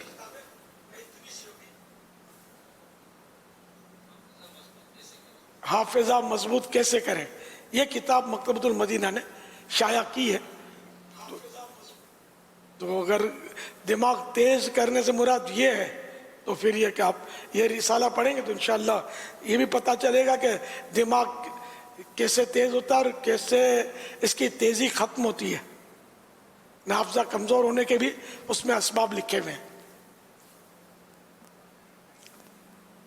सल्लु अलल हबीब सल्लल्लाहु तआला अलैहि। ये किताब है हाफिज़ा मजबूत कैसे हो, हाफिज़ा कैसे मजबूत हो, मकतबतुल मदीना की शाया करदा किताब है, काफ़ी मालूमात भी है और इसमें हाफिज़ा मजबूत करने के औराद व वज़ाइफ भी आपको मिलेंगे और कौन कौन सी ऐसी खुराक हैं कि जिसके खाने से हाफिज़ा कमज़ोर होता है, कौन सी ऐसी खुराक हैं जिसको खाने से हाफिज़ा मजबूत होता है।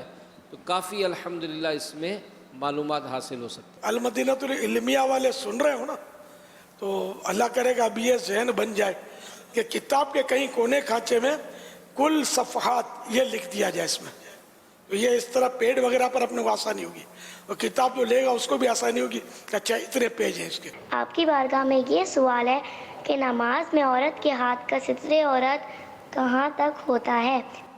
तो इस्लामी बहनों की नमाज में ये मसला मज़कूर है कि सितरे औरत इस्लामी बहन के लिए इन 5 आज़ा यानी 5 हिस्सों, मुंह की टिकली, दोनों हथेलियाँ और दोनों पाँव के तलवों के अलावा सारा जिस्म छुपाना लाजमी है। अलबत्ता अगर दोनों हाथ गिट्टों तक, पाँव टखनों तक मुकम्मल ज़ाहिर हों तो एक मुफ्ता भी कौल पर नमाज दुरुस्त है। मेरा मेरे सुनने से ये सवाल है कि आला हज़रत ने उर्दू के अलावा और किस किस ज़ुबान में नातें लिखी हैं, लोग नात फरमा दें। अरबी में, फ़ारसी में भी कलाम लिखा है और 4 ज़बानों में भी एक कलाम लिखा है, संस्कृत, उर्दू, ये 4 ज़बानें हैं। लम याति नज़ीरुका फ़ी नज़रिन मिसले तो नशुद पैदा जाना, जगराज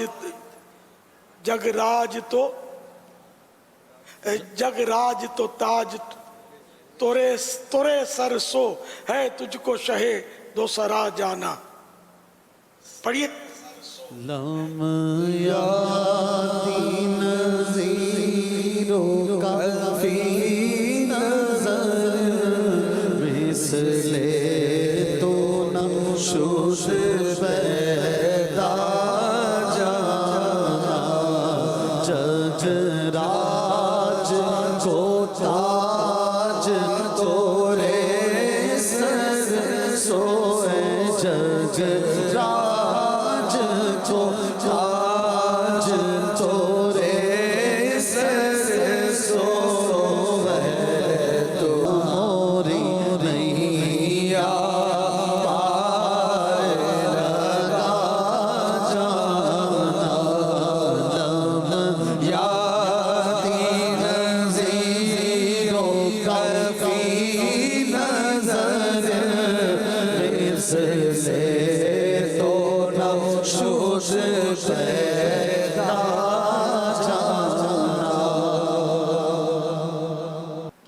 اور باپ میں سے کوئی شہر میں ہو اور دوسرا گاؤں میں ہو تو پہلے کس سے ملنے جانا چاہیے؟ ہاں بھائی، جس کا گھر قریب ہو اس کے گھر پہ جائیں گے، یا پہلے ماں کے پاس جائیں گے پھر پلٹ کے سفر کر کے باپ کے پاس جائیں گے؟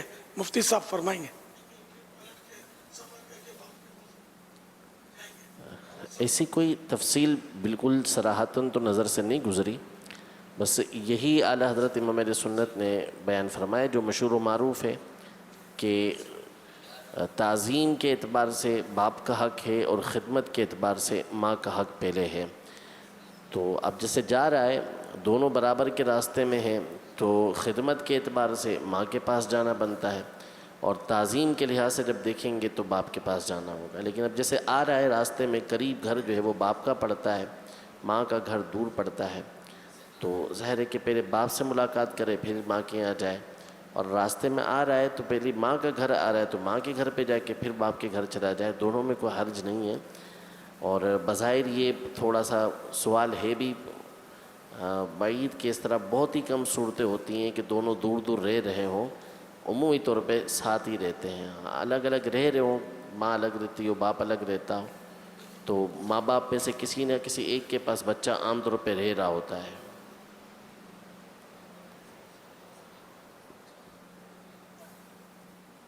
اثر ہوا ہے نا، سوشل میڈیا کا دور ہے، یہ ہم کو چیک کرتے ہوں گے، اور یہ سوال سوچ سوچ کے مطلب یہ بولتے ہوں گے کہ دیکھو کیا جواب دیتا ہے، پھر نہیں دیا جواب، پھر جواب نہیں دیا نا میرا، یہ بھی ہوتا ہوگا، ضروری نہیں ہے مطلب۔ تو ایسے ایسے بات سوالات کرتے ہیں کہ جس کا کوئی سر پیر ہوتا نہیں ہے، یعنی کہ عام طور پہ ایسا ہوتا نہیں ہوگا، لیکن وہ سوال بنا کر یہ پیش کر دیتے ہیں۔ تو ایسا نہیں کرنا چاہیے۔ امتحان لینے کے لیے، خیر میں تو ان پڑھ آدمی ہوں، البتہ عالم کو امتحاناً سوال کرنا یہ شرعاً گناہ ہے، یہ ذہن میں رکھیے گا۔ غیر عالم جو ہے یہ عالم کو امتحاناً سوال نہیں کر سکتا۔ ابن سقا نے کہا تھا ایسا سوال کروں گا کہ میرا جواب نہیں دے سکیں گے، یہ غوث پاک کے ساتھ پڑھتا تھا، یہ آخرکار وہ اس نے کفر پر مر گیا، وہ یہ پورا قصہ ہے اس کا کہ اس نے ایک اللہ کے نیک بندے کی، ولی اللہ کی جو وقت کے غوث تھے ان کی توہین کی کہ ان کو میں ایسا سوال کروں گا۔ تو بہرحال یہ کہ کسی عالم کو، وہ غوث ہو یا نہ ہو، کسی بھی عالم کو امتحان لینے کے لیے سوال کرنا یہ جائز نہیں ہے۔ اب اپنے کو خود کیا آتا ہے، کتنا آتا ہے کہ ہم میں نے کہ امتحان لینے نکلے، اس لیے وہ جو ضرورت ہو اس کا آدمی پوچھے، یا معلومات حاصل کرنے کی واقعی نیت ہے کہ علم میں اضافہ ہو تو اس کے لیے بے شک سوال کرے کہ العلم السوال و مفتاح العلم، یہ محاورہ ہے، السوال و مفتاح العلم، یعنی سوال جو ہے وہ علم کی چابی ہے، کی کنجی ہے۔ باقی خواہ کا تنگ کرنے کے لیے سوال نہیں کرنا چاہیے۔ اب یہ کہ جیسے کہ باپ، تعظیم کے لحاظ سے باپ کا حق پہلا، خدمت کے لحاظ سے ماں کا حق پہلا، لیکن اس میں یہ ذہن میں رہا کہ اس کا مطلب ہے کہ صرف باپ کی تعظیم ہوگی اور ماں کو جھاڑتا رہے گا، ماں کی تعظیم نہیں کرے گا۔ تعظیم دونوں ہی کی کرنی ہے۔ اسی طرح ماں کی خدمت کرتا رہے اور باپ کو مطلب ہے کہ تڑپتا چھوڑ دے، ایسا نہیں ہے، دونوں کی خدمت کرنی ہے، دونوں کی تعظیم کرنی ہے۔ صلو علی الحبیب صلی اللہ تعالی علی محمد صلی اللہ علیہ وسلم۔ حدیث پاک میں بھی اسی طرح ہے کہ العلم خزائن و مفاتیح السوال، کہ علم جو ہے وہ خزانے ہیں اور اس کی چابیاں یہ سوال ہیں۔ انما الاعمال بالنیات، لیکن بعض لوگوں کی ایک وہ عادت ہوتی ہے، وہ تنگ کرتے ہیں، طرح طرح کے سوالات کرتے ہیں۔ دعوت اسلامی کے شعبے آئی ٹی کی طرف سے ایک اعلان آپ سن لیجئے۔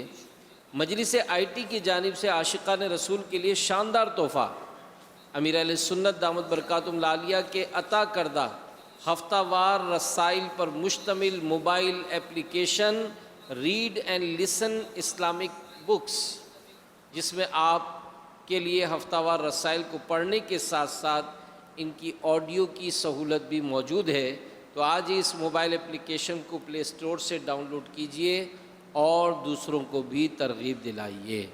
صلو علی الحبیب صلی اللہ تعالی علی محمد۔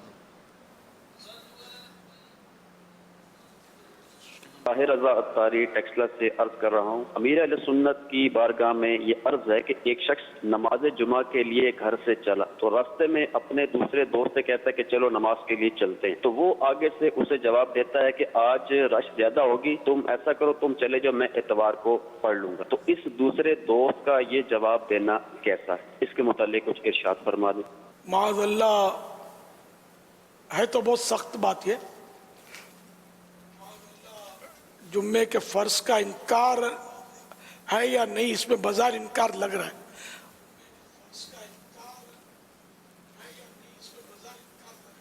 مفتی صاحب دیکھو کیا فرماتے ہیں۔ ایسا ہی ہے، انکار بھی ہے، استہزاء یعنی مذاق بھی ہے نماز کے ساتھ۔ جمعہ ایک متعین فرض ہے جمعے کے دن کا، اور اس کی زور سے زیادہ فرضیت موقد ہے، تو یہ انکار بھی پایا جا رہا ہے، اس کے اندر مذاق بھی نماز کے ساتھ پایا جا رہا ہے، تو اس پر جو ہے وہ کفر ہے، یہ توبہ کرنا ہوگی اس کو۔ فیس بک پیج پر سوال ہے کہ نماز کفر تو ہے ہی ہے، فرضیت کا انکار لگ رہا تھا مجھے بھی، اس کا وقت طے ہے کہ اس کے علاوہ جمعہ تو پڑھا نہیں جا سکتا، اور یہ مذاق کا نہیں کہا ہوگا، بظاہر ایسا ہی لگ رہا ہے۔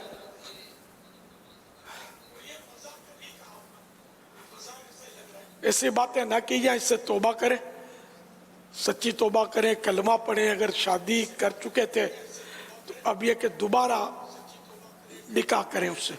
دین کے معاملے میں، اسلام کے معاملے میں بہت محتاط رہیں، اپنی مطلب یہ ہے کہ زبان کو اس میں لگام لگا کر رکھیں۔ صلو علی الحبیب صلی اللہ تعالی علی محمد۔ آج کا رسالہ، جی اس ہفتے کا رسالہ میرے پاس ہے نہیں، زیارت کروا دیں، یہی ہے تو جی انشاءاللہ۔ پڑھا نہیں جا رہا، تو پڑھنے دکھا رہو نا یار۔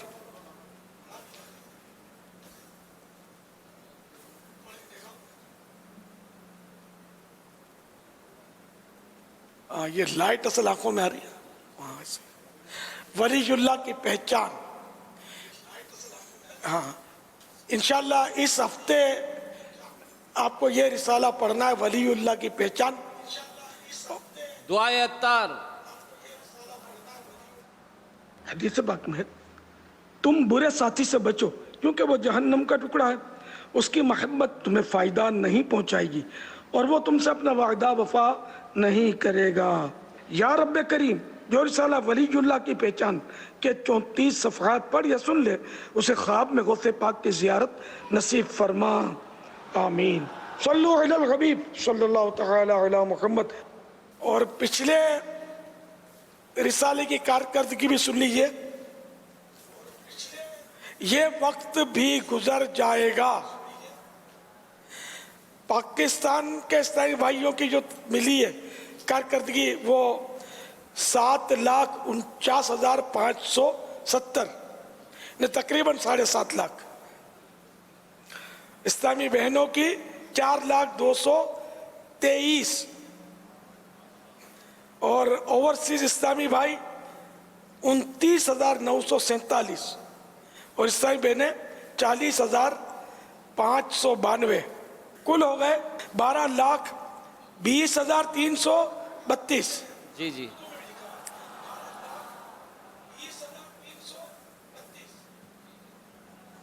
اچھا 12 لاکھ، ہاں میں نے 12 لاکھ کا تو ہدف دیا تھا یار، ہاں صحیح۔ جی انورٹڈ کومے لکھے ہوئے لگے ہوتے، اس میں کنفیوز ہو گیا تھا، تو ماشاءاللہ یہ کہ میرا 12 لاکھ کا عدد پورا ہو گیا، اور 20,332، یعنی 12.25 لاکھ تک پہنچ رہے ہیں، ماشاءاللہ، واہ بھائی واہ، تو کمال کر دیا ہے۔ تو اب تو وہ سفر کا مہینہ ہے، اور سفر میں تو یہ بدشگونیوں کا زیادہ سیلاب آتا ہے، تو 13 نمبر جو ہے نا یہ بھی بعض لوگ منحوس سمجھتے ہیں، اس سے بدشگونی لیتے ہیں، تو اپنے انشاءاللہ آئندہ کے لیے 13 لاکھ کا ہدف رکھ لیتے ہیں. سبحان اللہ. بدشگونی کا الٹ کرنا چاہیے. تو آئندہ کے لیے ولی اللہ کی پہچان 13 لاکھ اگر آپ دے دیں تو مدینہ مدینہ ہو جائے انشاءاللہ. اب جب تک 13 لاکھ پورے نہیں کرتے یہ اپنا وہ 13ویں شریف چلتی رہی ہے. کوئی میرے آقا صلی اللہ تعالی علیہ وآلہ وسلم نے وہ اعلان نبوت کے بعد مکہ مکرمہ کو 13 سال تک اپنے قدم چومنے کی اجازت بخشی، اور پھر 10 سال مدینہ پاک میں مدینے کی ہواؤں کو زلفیں چومنے کی اجازت دی. تو یوں مطلب 13 کا عدد برا نہیں ہے. اور جو سفر کو بھی برا کہتے ہیں نا یہ بھی کیا ہو گیا ان کو. بی بی فاطمہ خاتون جنت اور مولا مشکل کشا کی شادی سفر میں ہوئی تھی، اور یہ مطلب بیچارے جو ہیں سفر میں شادیاں نہیں کرتے، ہم منوس ہیں. تو مولا مشکل کشا اور بی بی فاطمہ، اور وہ بھی سرکار کی موجودگی میں یہ سب ہوا ہے نکاح. تو اس لیے وہ سفر میں بالکل نکاح کرنے چاہیے، خاص کر کے کرنے چاہیے تاکہ یہ لوگوں کی بدشگونیوں کا زور ٹوٹے. نہیں، آپ نے جو اس کا ایک ہدف جو عطا فرمایا ہے تو ماشاءاللہ صلو علی الحبیب اسلامی صلی بھائیوں اللہ میں تعالی علی محمد رسائل تقسیم کرنے اور مل کر سنانے اور مل کر بعض جگہوں پر تو جمع کر کے اسلامی رسالہ پڑھ کے سناتے ہیں. ایک بہت اچھا ماحول بنا ہے ماشاءاللہ. جامعۃ المدینہ کے طلبہ کرام آج بھی عالمی مدی مرکز فیضان مدینہ میں کثیر تعداد میں ہیں، اور اسلامی بھائی یہاں جو آتے ہیں وہ بھی ایک کثیر تعداد میں خریدتے بھی ہیں. اور آپ نے جو دعائیں عطا فرمائی تو ماشاءاللہ اس کا دن بدن یہ سلسلہ جو ہے یہ بڑھتا جا رہا ہے، اور ساتھ ہی پڑھنے سننے کے ساتھ ساتھ یہ سنانے کی تحریک بھی جو ہے نا وہ چل رہی ہے اللہ کی رحمت سے. الحمدللہ. وہ پچھلی بار تو ہاتھ میں بھی دکھائے تھے رسالے. جی رسالے ہیں یہاں پر بھی ماشاءاللہ. فیضان مدینہ میں جی فیضان وہ مدینہ اصل میں آئے تھے طلبہ کرام. یہ کیمرہ مین اگر دکھائیں گے تو یہ نظر آئیں گے ماشاءاللہ. تعداد ہے اسلامی بھائیوں کے پاس. کیا تو کیمرے ہوتے تو کیمرے کی آنکھ دیکھ لیتی ان کو. بابا ہے یہاں پر کیمرے والے اگر کچھ شفقت فرمائے.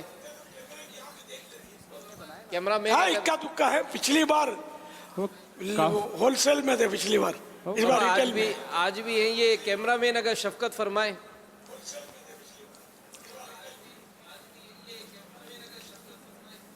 کافی ہیں باپا ماشاءاللہ یہاں پر بھی. یہ فیضان مدینہ کیمرہ مین اگر تھوڑا سا دھیان دے دیں.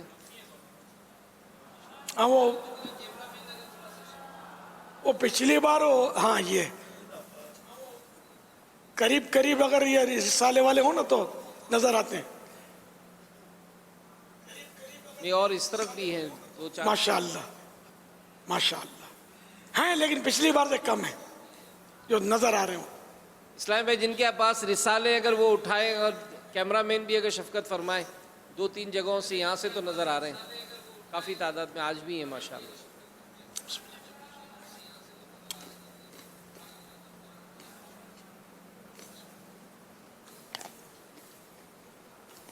ماشاءاللہ ماشاءاللہ ماشاءاللہ.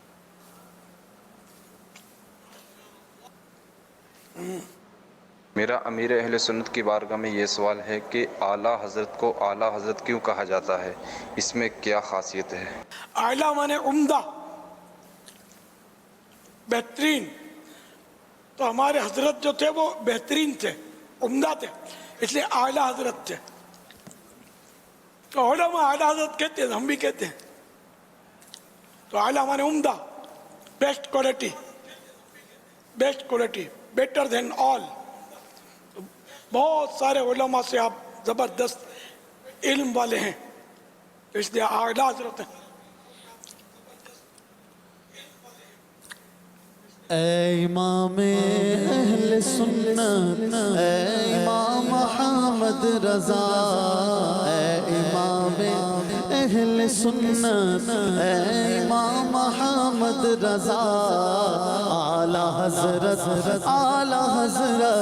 اے امام احمد رضا اعلی حضرت اے امام احمد رضا تو نے باطل کو مٹایا اے امام احمد رضا تو نے باطل کو مٹایا اے امام احمد رضا دین کا ڈنکا بجایا اے امام احمد رضا اعلی حضرت اے امام احمد رضا اعلی حضرت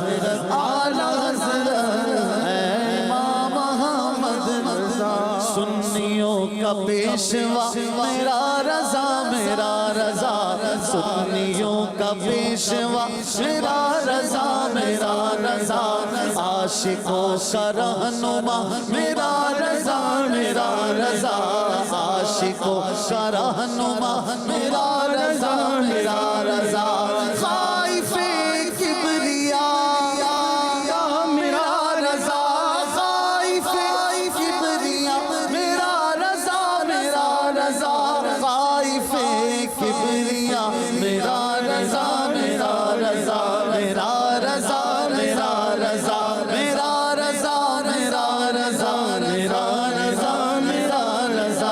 اے امام اہل سنت اے امام احمد رضا اے امام اہل سنت اے امام احمد رضا اعلی حضرت اے امام احمد رضا اے امام احمد رضا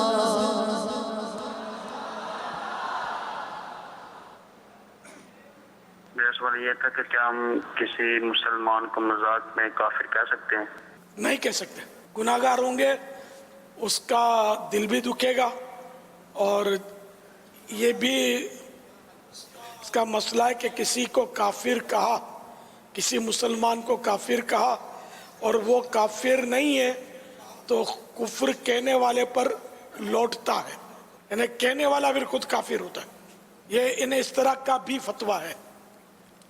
اس میں تفصیل فتاوی کفریہ کلمات کے بارے میں سوال جواب میں سوال تو یہاں واضح نہیں ہو سکا کہ کیا کہا گیا. جی اگر کسی کو کافر بطور گالی کے کہا نعوذ باللہ تو یہ کفر تو نہیں, بہت بڑا گناہ ہے. اور اگر کفر کے طور پہ کہا, کسی کو کافر سمجھتے ہوئے کہا, تو پھر اس صورت میں یہ دیکھا جائے گا کہ سامنے والے کے اندر کفر والی کوئی بات ہے یا نہیں. اگر سامنے والے میں کفر والی بات ہے اس بنیاد پر کہا تو اس کی طرف کفر نہیں لوٹے گا. اور اگر سامنے والی میں کفر والی بات نہیں ہے لیکن یہ اپنے ذوم کے اندر تعویل کی بنیاد پر یہ سمجھا تھا کہ سامنے والے کے اندر کفر والی بات ہے تو بھی اس کے اندر کفر لوٹ کر نہیں آئے گا, ورنہ پھر اس کی طرف کفر لوٹ کر آئے گا. تو دل آزار بات تو ہے ویسے ہی, جبکہ سامنے والا ہے مسلمان تو گناہگار ہوگا. صلو علی الحبیب صلی اللہ تعالی علی محمد صلی اللہ علیہ وسلم.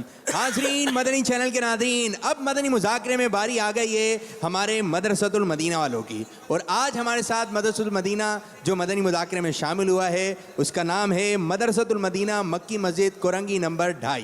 اور کچھ بچے اپنی کاوش اپنے بنا کے لے کر آئے ہیں, کچھ گھروں سے بنوا کے لائے ہیں, خود بنایا ہے.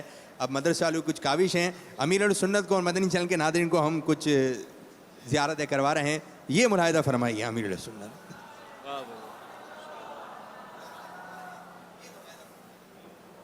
ماشاء اللہ ماشاء اللہ. ایک اور یہ سب گنبد شریف, سبحان اللہ یا رسول اللہ. ایک پھول ہے اور ایک آئینہ بنایا گیا ہے, اور یہ پھول ہے وہ دیکھ رہے ہیں اپنے آپ کو کیا ہے. ایک پھول ایک آئینے میں, 2 پھول ہو گئے, ایک چھوٹا پھول ہے ایک بڑا پھول ہے, اور ایک پیارا سا فرمان مصطفیٰ صلی اللہ علیہ وسلم. یہ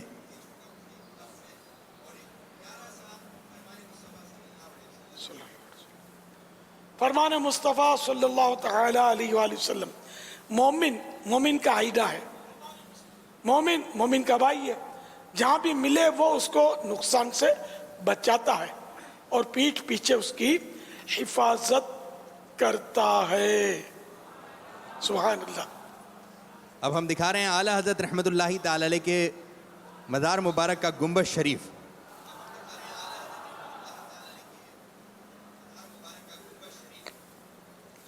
अहमद रजा का ताज़ा गुलिस्तान है आज भी,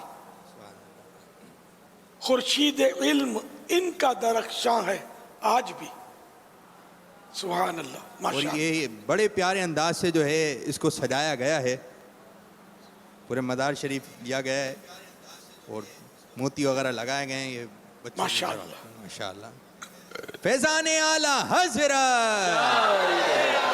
ये खाने काबा की और गुंबद खदरा की ये पिक्चर जो है बनाने की कोशिश की गई और शेर।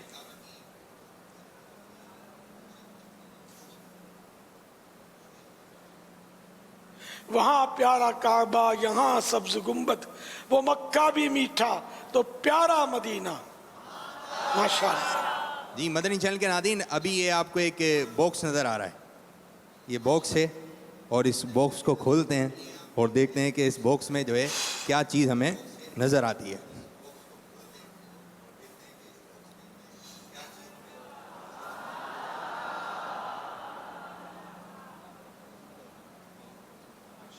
माशाअल्लाह, वाह भाई वाह, ये भी एक कारीगरी है।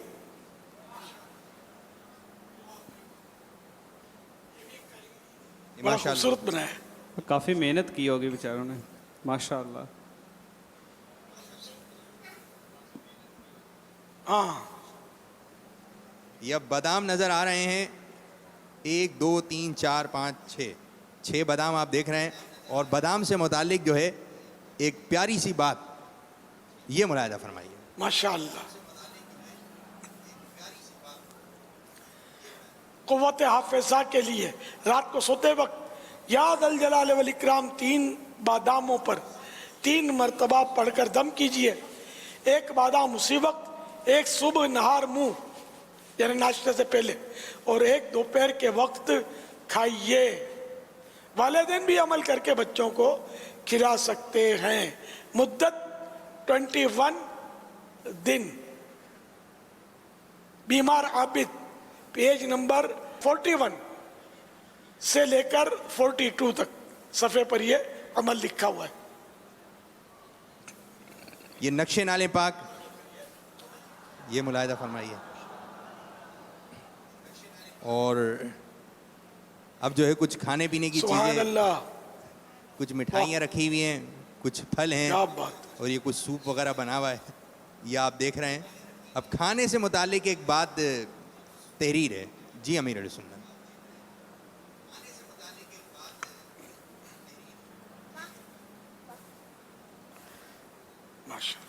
ज्यादा ना खाने से इंसान जल्द बूढ़ा नहीं होता, बल्कि तवील अरसे तक जवान नजर आता है।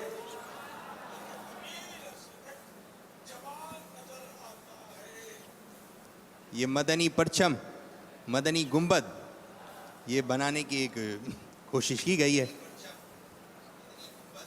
फैज़ान मदनी चैनल। सुभान अल्लाह। माशाअल्लाह। बद्दुआ नहीं करनी चाहिए। अपने या किसी मुसलमान के लिए बद्दुआ नहीं करनी चाहिए। तो ये माशाअल्लाह कुछ मदरसे वाले काविशें करके लेकर आए। अभी ये 2 नारे हैं जो ये भी तहरीर हैं, मदरसे वाले बना के लेकर आए। फैज़ान मदनी चैनल जारी रहेगा इंशाअल्लाह। माशाअल्लाह, वाह भाई। और ये एक और नारा, फैज़ान मदनी मुज़ाकरा इंशाअल्लाह अज़्ज़ा व जल।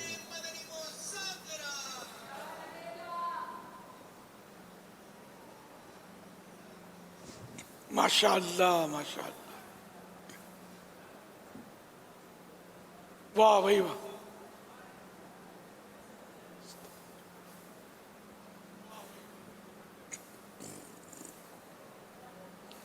फरमाने मुस्तफ़ा सल्लल्लाहु तआला अलैहि वसल्लम, ला इलाहा इल्लल्लाहुल अलीमुल करीम, सुब्हानल्लाहि रब्बिस समावाति सबई व रब्बिल अर्शिल अज़ीम।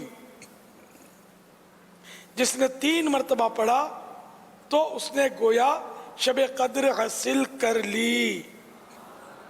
आइए मिलकर पढ़ते हैं।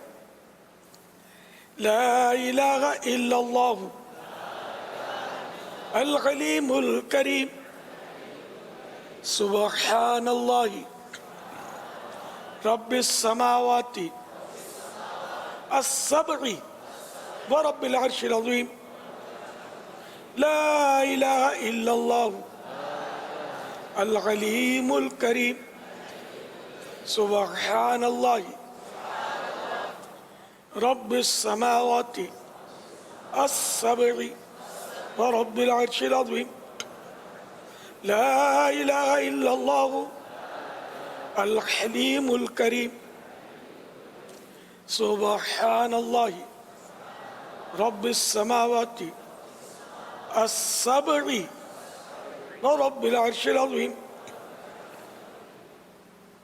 सल्लु अलल हबीब सल्लल्लाहु तआला अला मुहम्मद।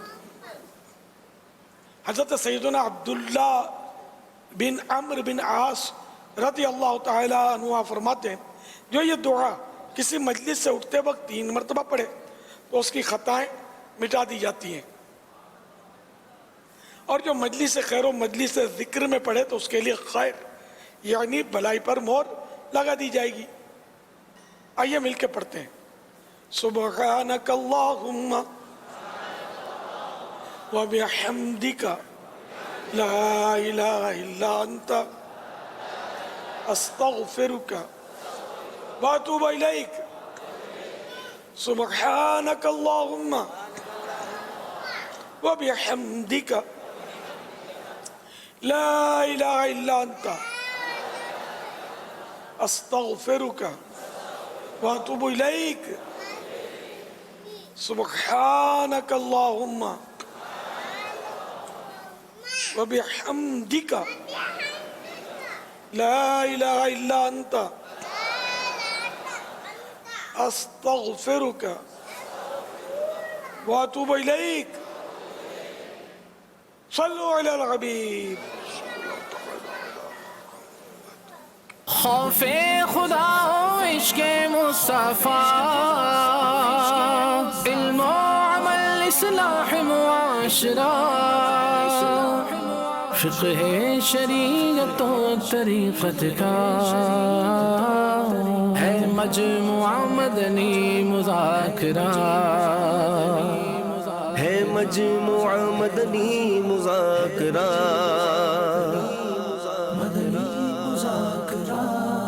मदनी मुज़ाकरा।